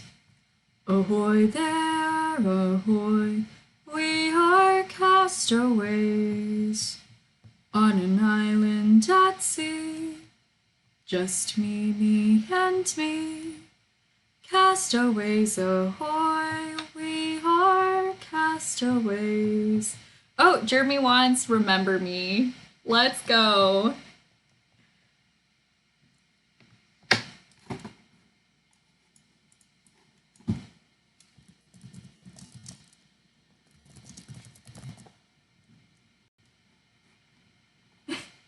There's also the Remember Me from Phantom of the Opera. Remember me, though I have to say goodbye. Remember me, don't let it make you cry. For even if I'm far away, I hold you in my heart. I sing a secret song to you each night we are apart. Remember me, though I have to travel far. Remember me, each time you hear a sad guitar. Know that I'm with you the only way that I can be, until you're in my arms again. Remember me.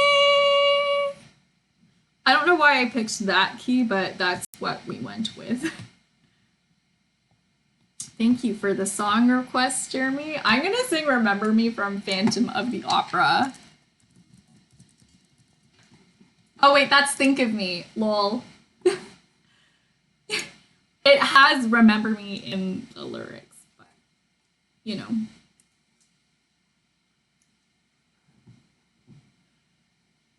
Think of me fondly when we've said goodbye. Remember me once in a while, please promise me you'll try.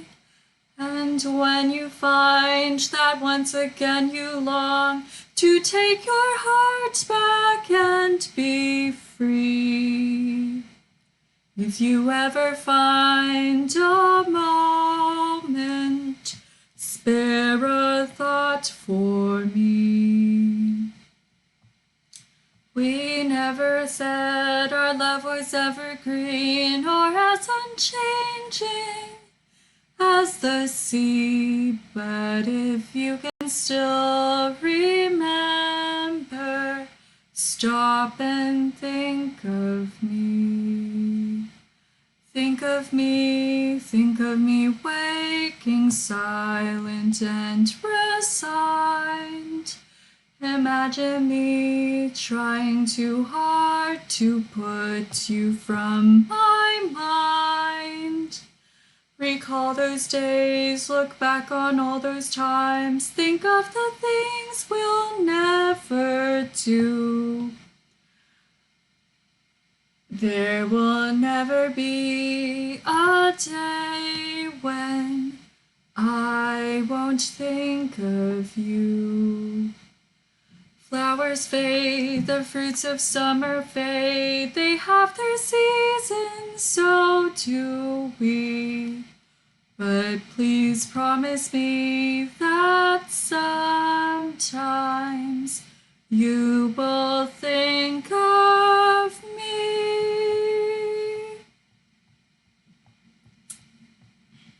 I think the Phantom of the Opera, like, as a character, is really creepy.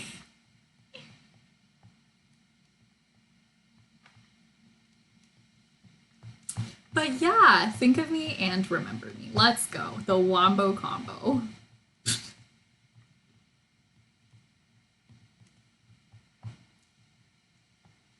Jeremy says, high notes on both the verses. Nice. Thank you. I sometimes forget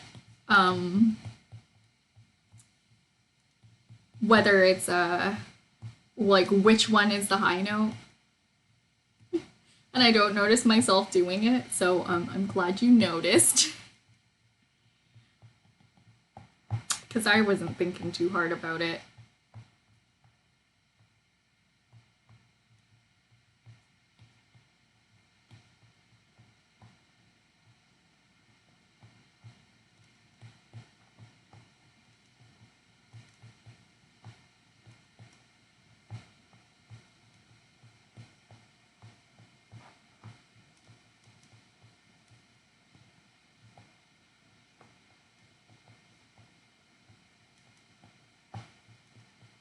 I think I might have like convinced Rowan to watch The Phantom of the Opera. I don't think I watched it with him because it was like the recording of the musical was free for a limited time on YouTube in 2020, and I was like, you gotta see this, it's so much fun.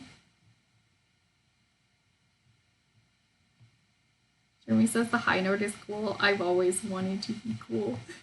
All I ever wanted in my life.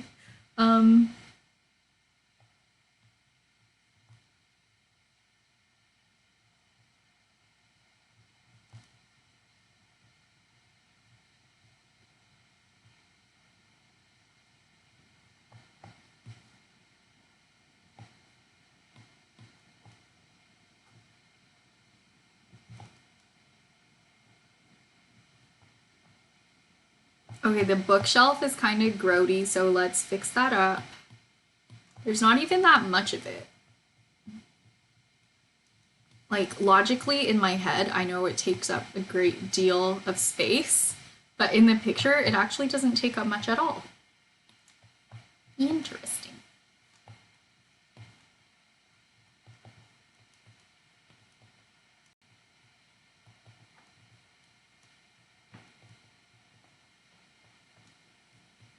Since I have no visual memory and I kind of just rely on descriptions of things, yesterday, the people who I went to see Encanto with, they were like, oh yeah, which characters do our outfits match, right? So one of them matched with Isabella, and then one of them matched with like kind of Louisa because of like the whites and the blues, but it was like mainly dark blue.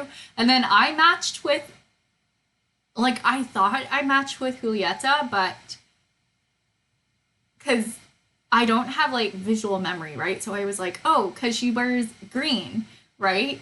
But then it's way more of a bluish green, and the green I was wearing yesterday was way more of like a yellow green. So I think it makes a lot more sense that I match with like probably Camilo because my skirt was brown. I think he has like some brown in his outfit. I don't know. But my shirt was like pretty much yellow. Like it looked way more yellow than green. But my brain, because it didn't visualize the colors, I was like, it's green. So I pictured my own shirt as being way more green and like Julieta's shirt as like outfit as being way more green. But when I saw like the actual characters and the actual color of my shirt, I was like, oh yeah, that's like pretty much yellow. So that's how things work with me sometimes. Like I just, instead of visualizing, I have this like theoretical description of something in my head. And if I label something as green, sometimes I forget like the other nuances about that color.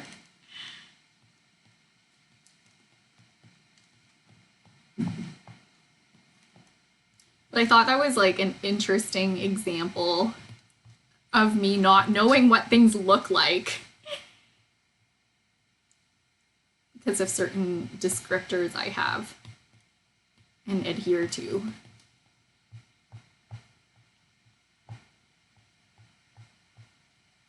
But yeah, at this point, me not being able to visualize things is a pretty accepted dimple fact. It's a pretty well-known dimple fact. When I close my eyes, I do not see pictures in my head. I do have extremely vivid dreams, but afterwards, when I wake up, all I can really remember from them are like descriptions. Jeremy says it's interesting what your mind is able to make up and have you believe. Yeah, for sure.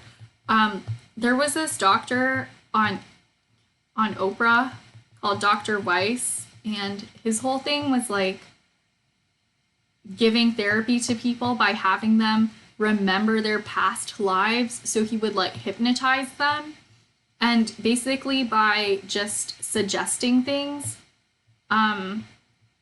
he would basically come to the point where he makes fake memories for these people and has them remember these like crazy things that couldn't have happened. Like they can't have memories of this because they weren't alive.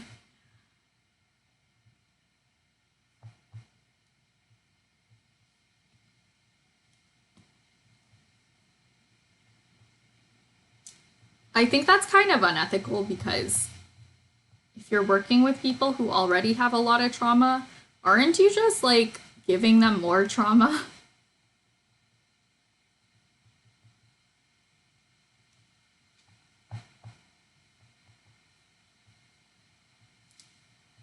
But yeah, did I mention this person was on Oprah? Like, it was for TV.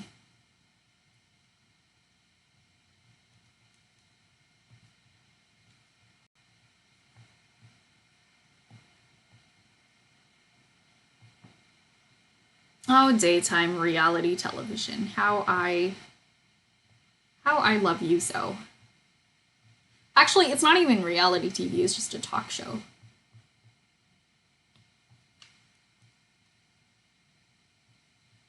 Jeremy says, yes, this is a great example of exploiting vulnerable people. Yeah. For entertainment purposes. It's just so scummy to me. Like, they already came in and they're like obviously dealing with a lot, and then you're like, you're dealing with this because, and then they make up this like crazy story like 400 years ago you were a something something something and you did these like terrible things and you should be ashamed and guilty for it.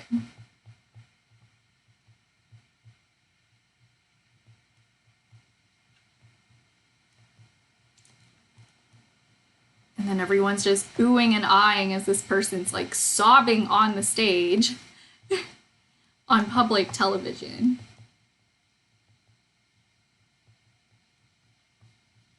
Like in public on television is what I meant to say. Like I just can't see how, I don't know, if like they are as, if they like they have as much going on as you say they do, and you are like a credible doctor, then that's even worse because like I don't know, because then instead of like helping them, you're like watching them suffer on TV. So I feel like it's almost better if it is fake.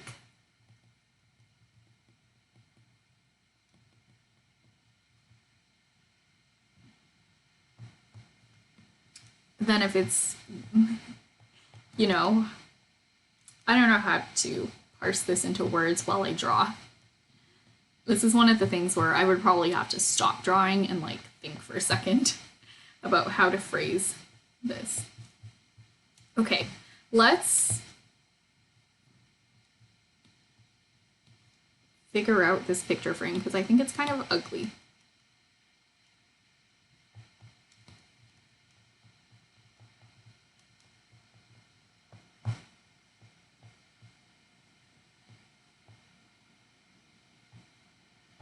Okay, I think what I wanted to say is like, if this supposed doctor does believe that this is real and isn't scamming people, I think it's worse because, like, he believes that these patients are in genuine need of medical attention and is still, like, showing them on TV in, like, a very vulnerable and pained state.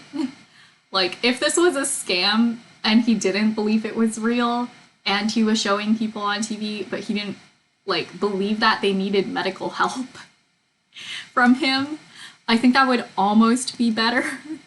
Like, it's still bad, but yeah.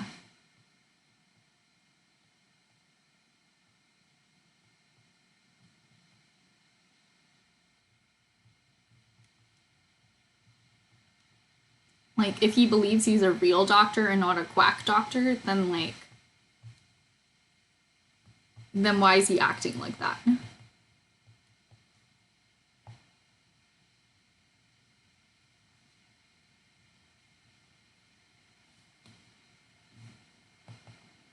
Okay, let's start coloring things in. How am I gonna do this? This is intimidating and this scares me. This is a lot for me right now. I'm scared.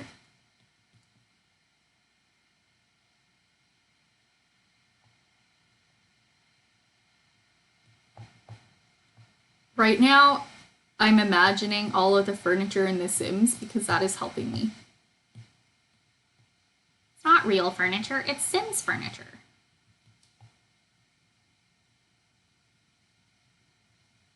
So I'll just color over the desk. Like, I'll color over all the objects on the desk and then color in those objects later.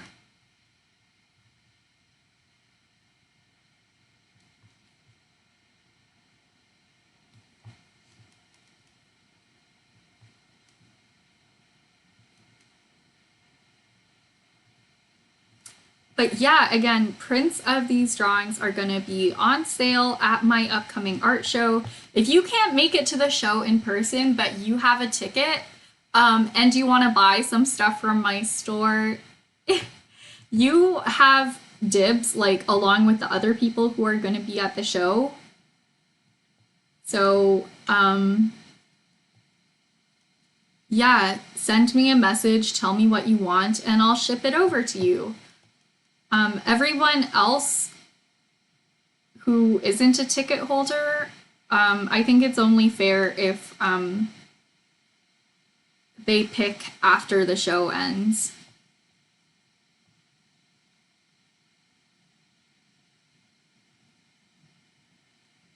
So if there's something you have your eye on and you want to get it, and you have a ticket, you know, let me know.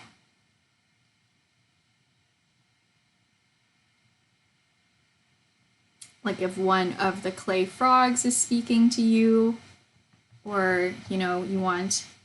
Well, I think prints can always be replenished.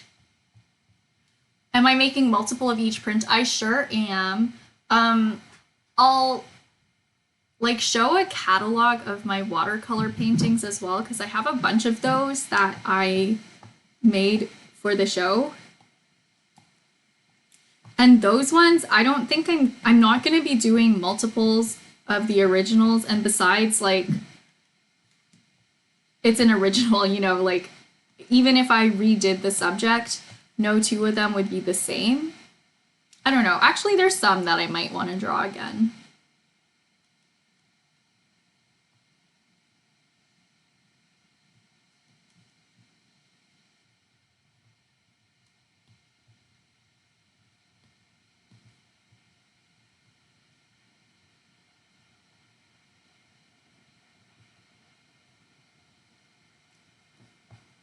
But yeah, like little sculptures, the watercolor paintings, jewelry, those are all kind of like one of a kind type items.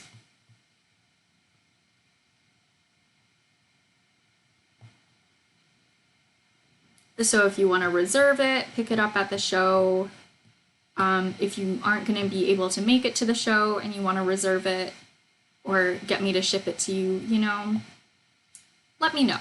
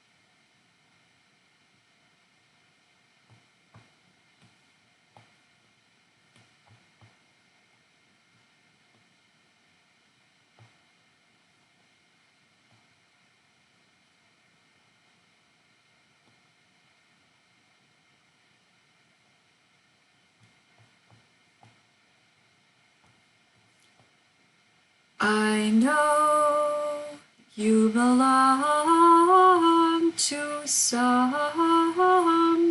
new, but tonight you belong to me. I don't know the rest of the song, I just know that part. Oop. That song is only fun to sing when you have like people to sing it with.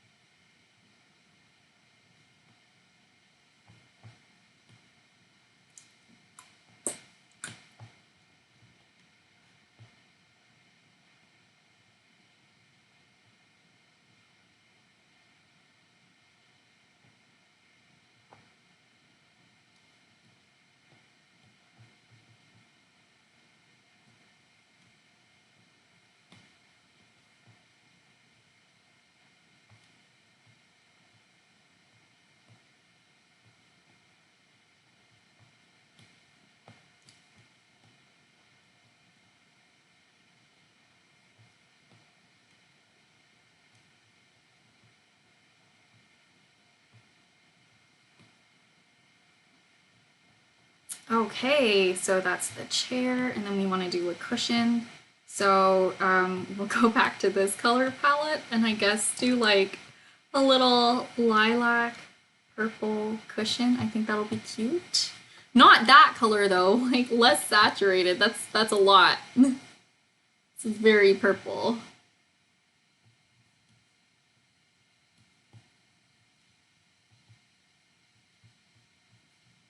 Okay, and we gotta go up and do the cabinets, which will be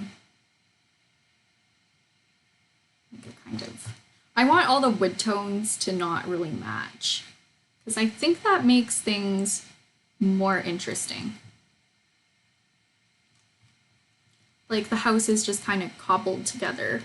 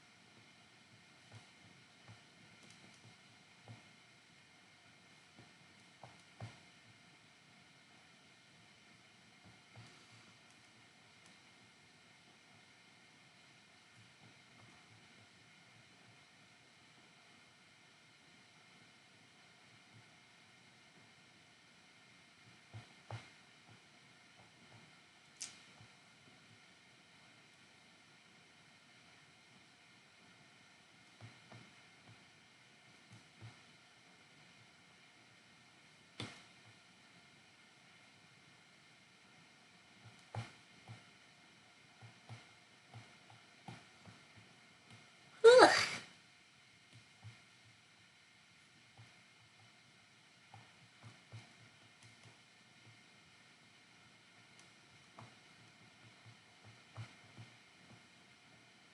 I'm pretty hungry. I'm hungry.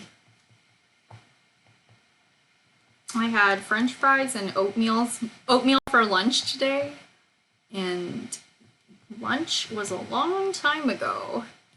So in the next half hour, I'm probably gonna go get some dinner.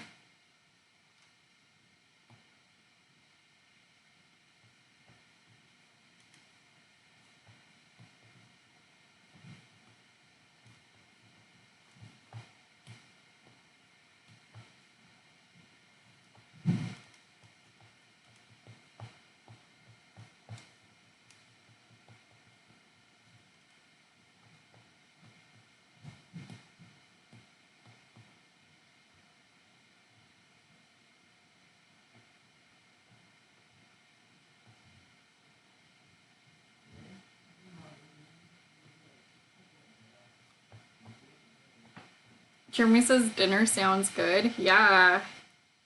What am I having? I don't know. We might have some leftover congee. That would be nice. But you know, we'll see. Maybe I'll make myself a fried rice or something.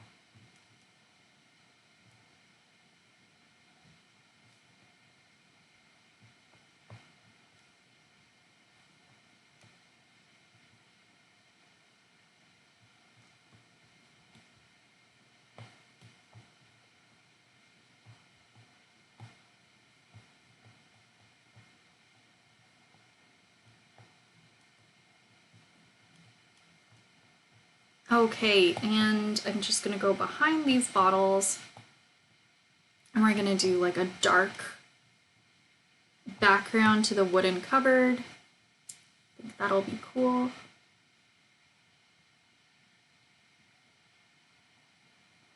I can't wait to fill out more with this background though.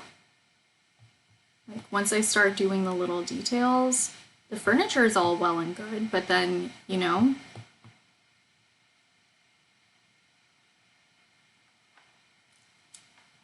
details. Like these are the big items in the room, physically and like visually.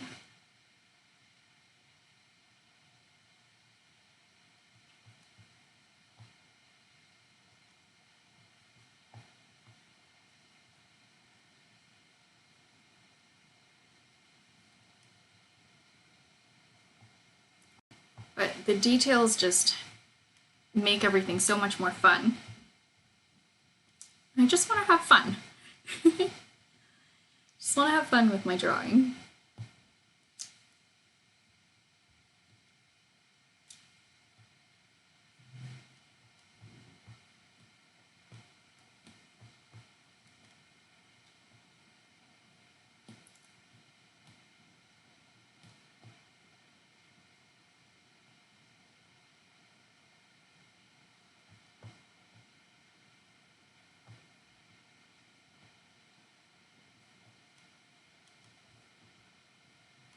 You know, I haven't seen little animals in the backyard in a long time. Normally I'd see like a mouse or like a raccoon or squirrels or something, but no, hasn't been anything there all winter long.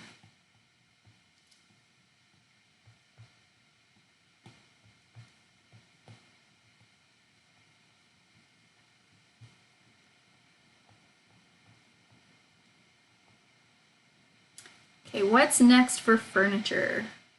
I guess the bookshelf.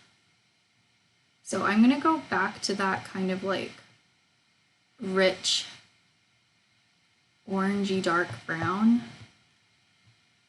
like a teak color.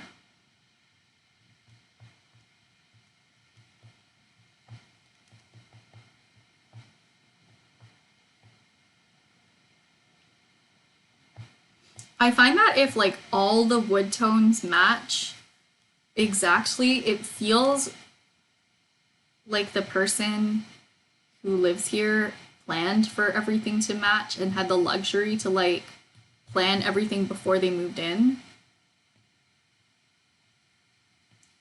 But I wanted to kind of have cabin vibes. And I don't know if that means that like everything is going to be so planned out.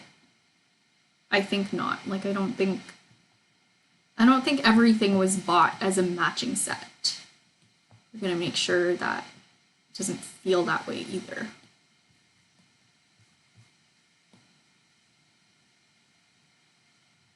I don't know. This is the kind of stuff I think about.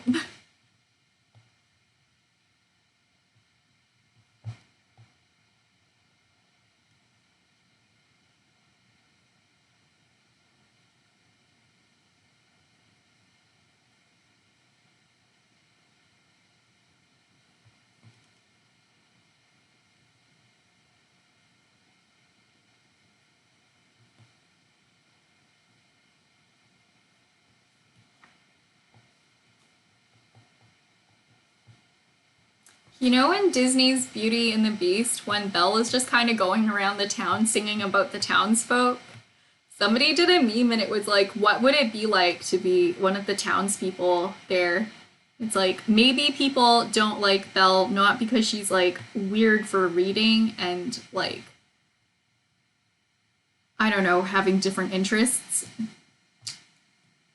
But maybe people don't like her because she sings like a mean, judgmental song about people every single morning.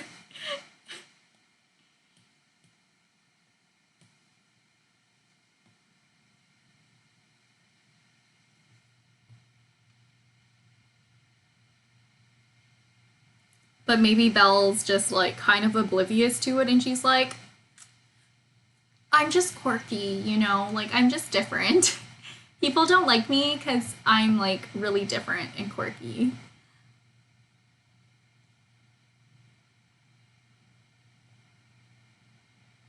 But you know, she goes around every day singing about how people lead these like small, insignificant lives and how there must be so much more.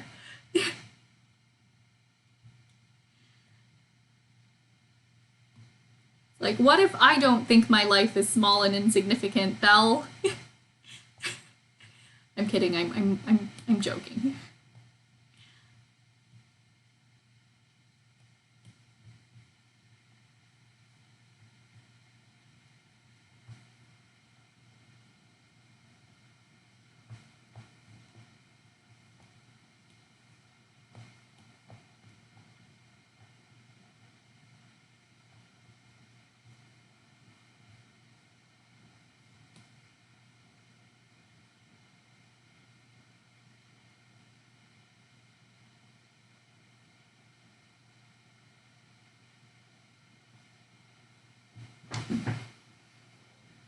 Okay, let's see. Let's go ahead and start painting in the details. I'm gonna do like stained glass dome lampshade.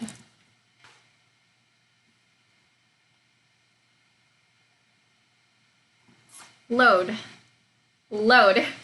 There we go. That's the kind of light I'm thinking about. Oh, these are so cute.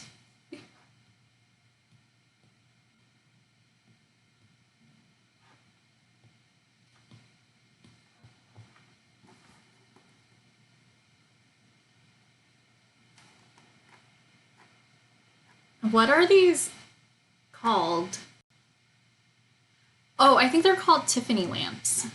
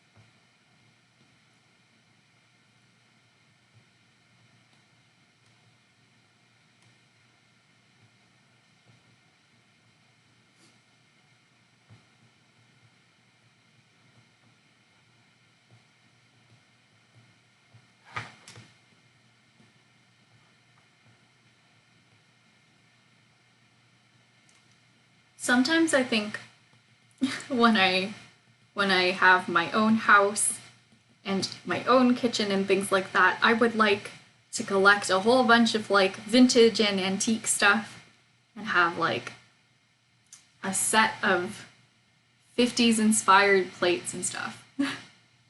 You know? Just like nothing matching, but all the colors going together. But I kind of feel like that would be a very inconvenient way to amass cutlery and plates and stuff.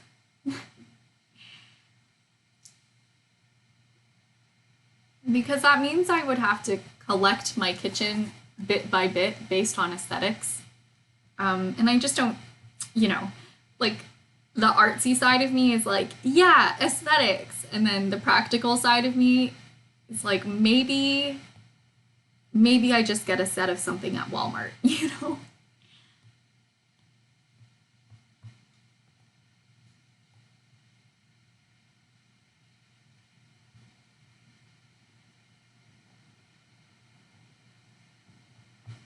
But I can't be the only one who like daydreams about kitchen stuff. I don't even cook. I just like pretty things.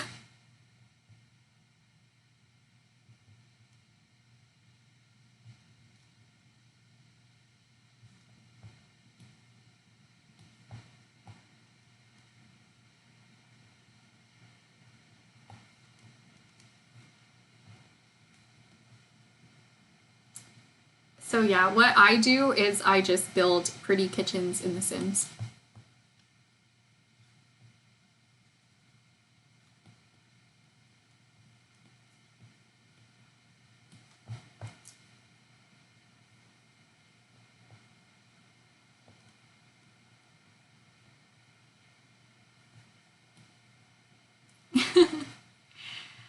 Jeremy says, I can confirm that I don't daydream about kitchen stuff. Nazuri says, are you going to take Rusty, Terry, and Colby with you when you live by yourself? No, no, is the short answer. Yeah. Yeah, when I move out, that will be when I decide to start my own family. So that'll be like a long time from now, I think.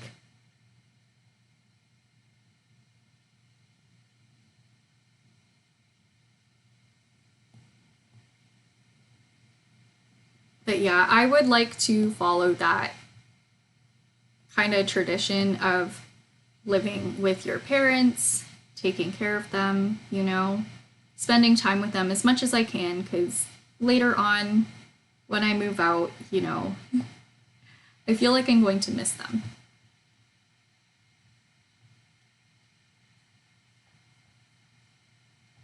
Plus, I don't have to rent.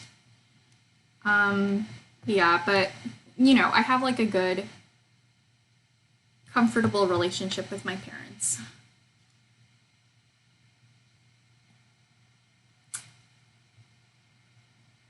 But yeah, it's okay. I'll still be able to visit Terry and Rusty and Colby. It'll be okay.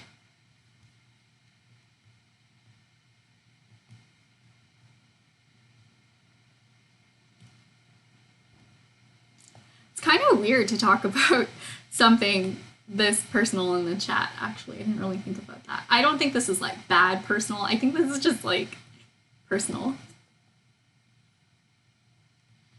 I don't normally talk about my 10-year plan with with the stream.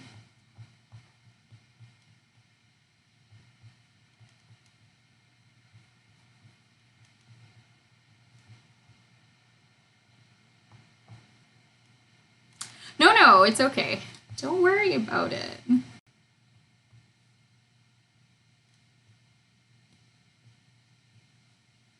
No, it's okay, Nazuri.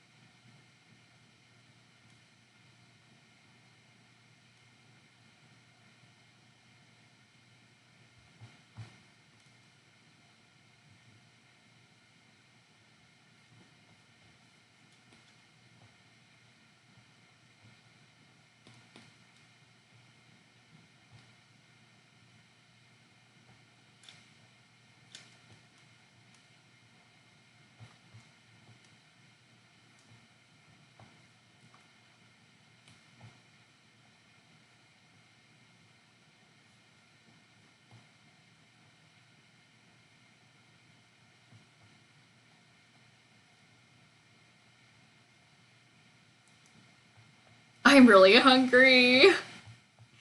Yeah, I think sometimes there's a bit of a stigma for like living at home. Um, like, oh, you haven't moved out yet, you're still like living with your family.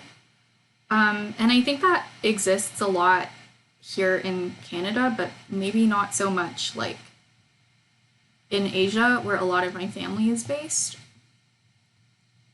Because I know, like, most of my older cousins who are now starting to start their own families, like they lived at home until like they didn't live at home, like until they moved and started their own families.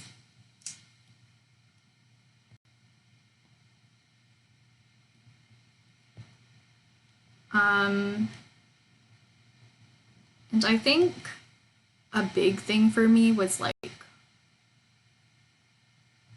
deciding that maybe like I don't want to move out just because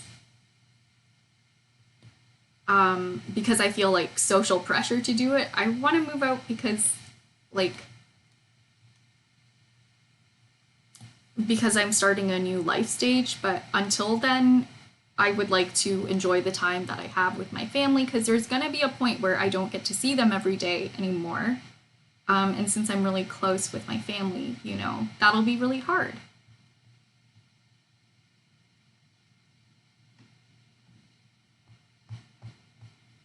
So yeah, that was kind of my thought process with it.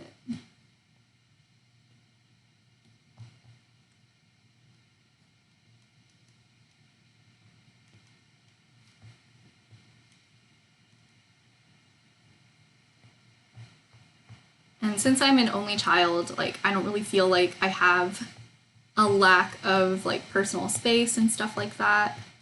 And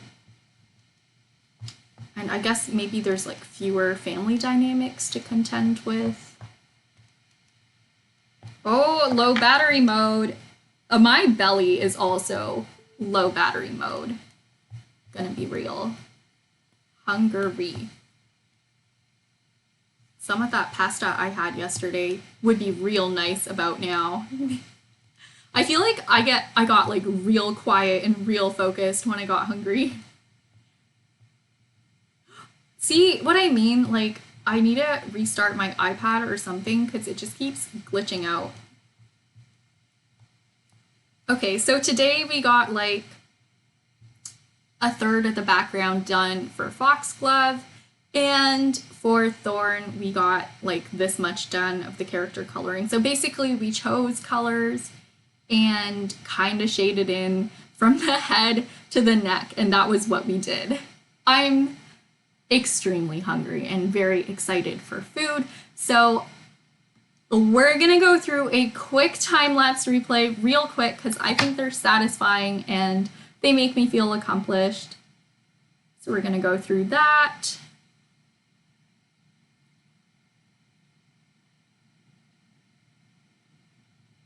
There we go. There's Thorn. And here is Foxglove. So here we go. Yeah. Okay, this was so much fun, you guys. I love you guys so, so much. Thank you so much for spending time with me. Another shout out to Krista UC, who rated me earlier. And if you want to watch another really cool Valorant streamer, Nazuri also streams Valorant, and Jeremy is streaming tomorrow, hopefully, maybe, you know, and also plays games. So here are some streams that you can check out. I hope you guys have a lovely morning, afternoon, evening, or night, wherever you are in the world. Take some time for yourself, relax, rest. Jeremy says, thanks for the stream. Yeah, thanks for being here. Yeah.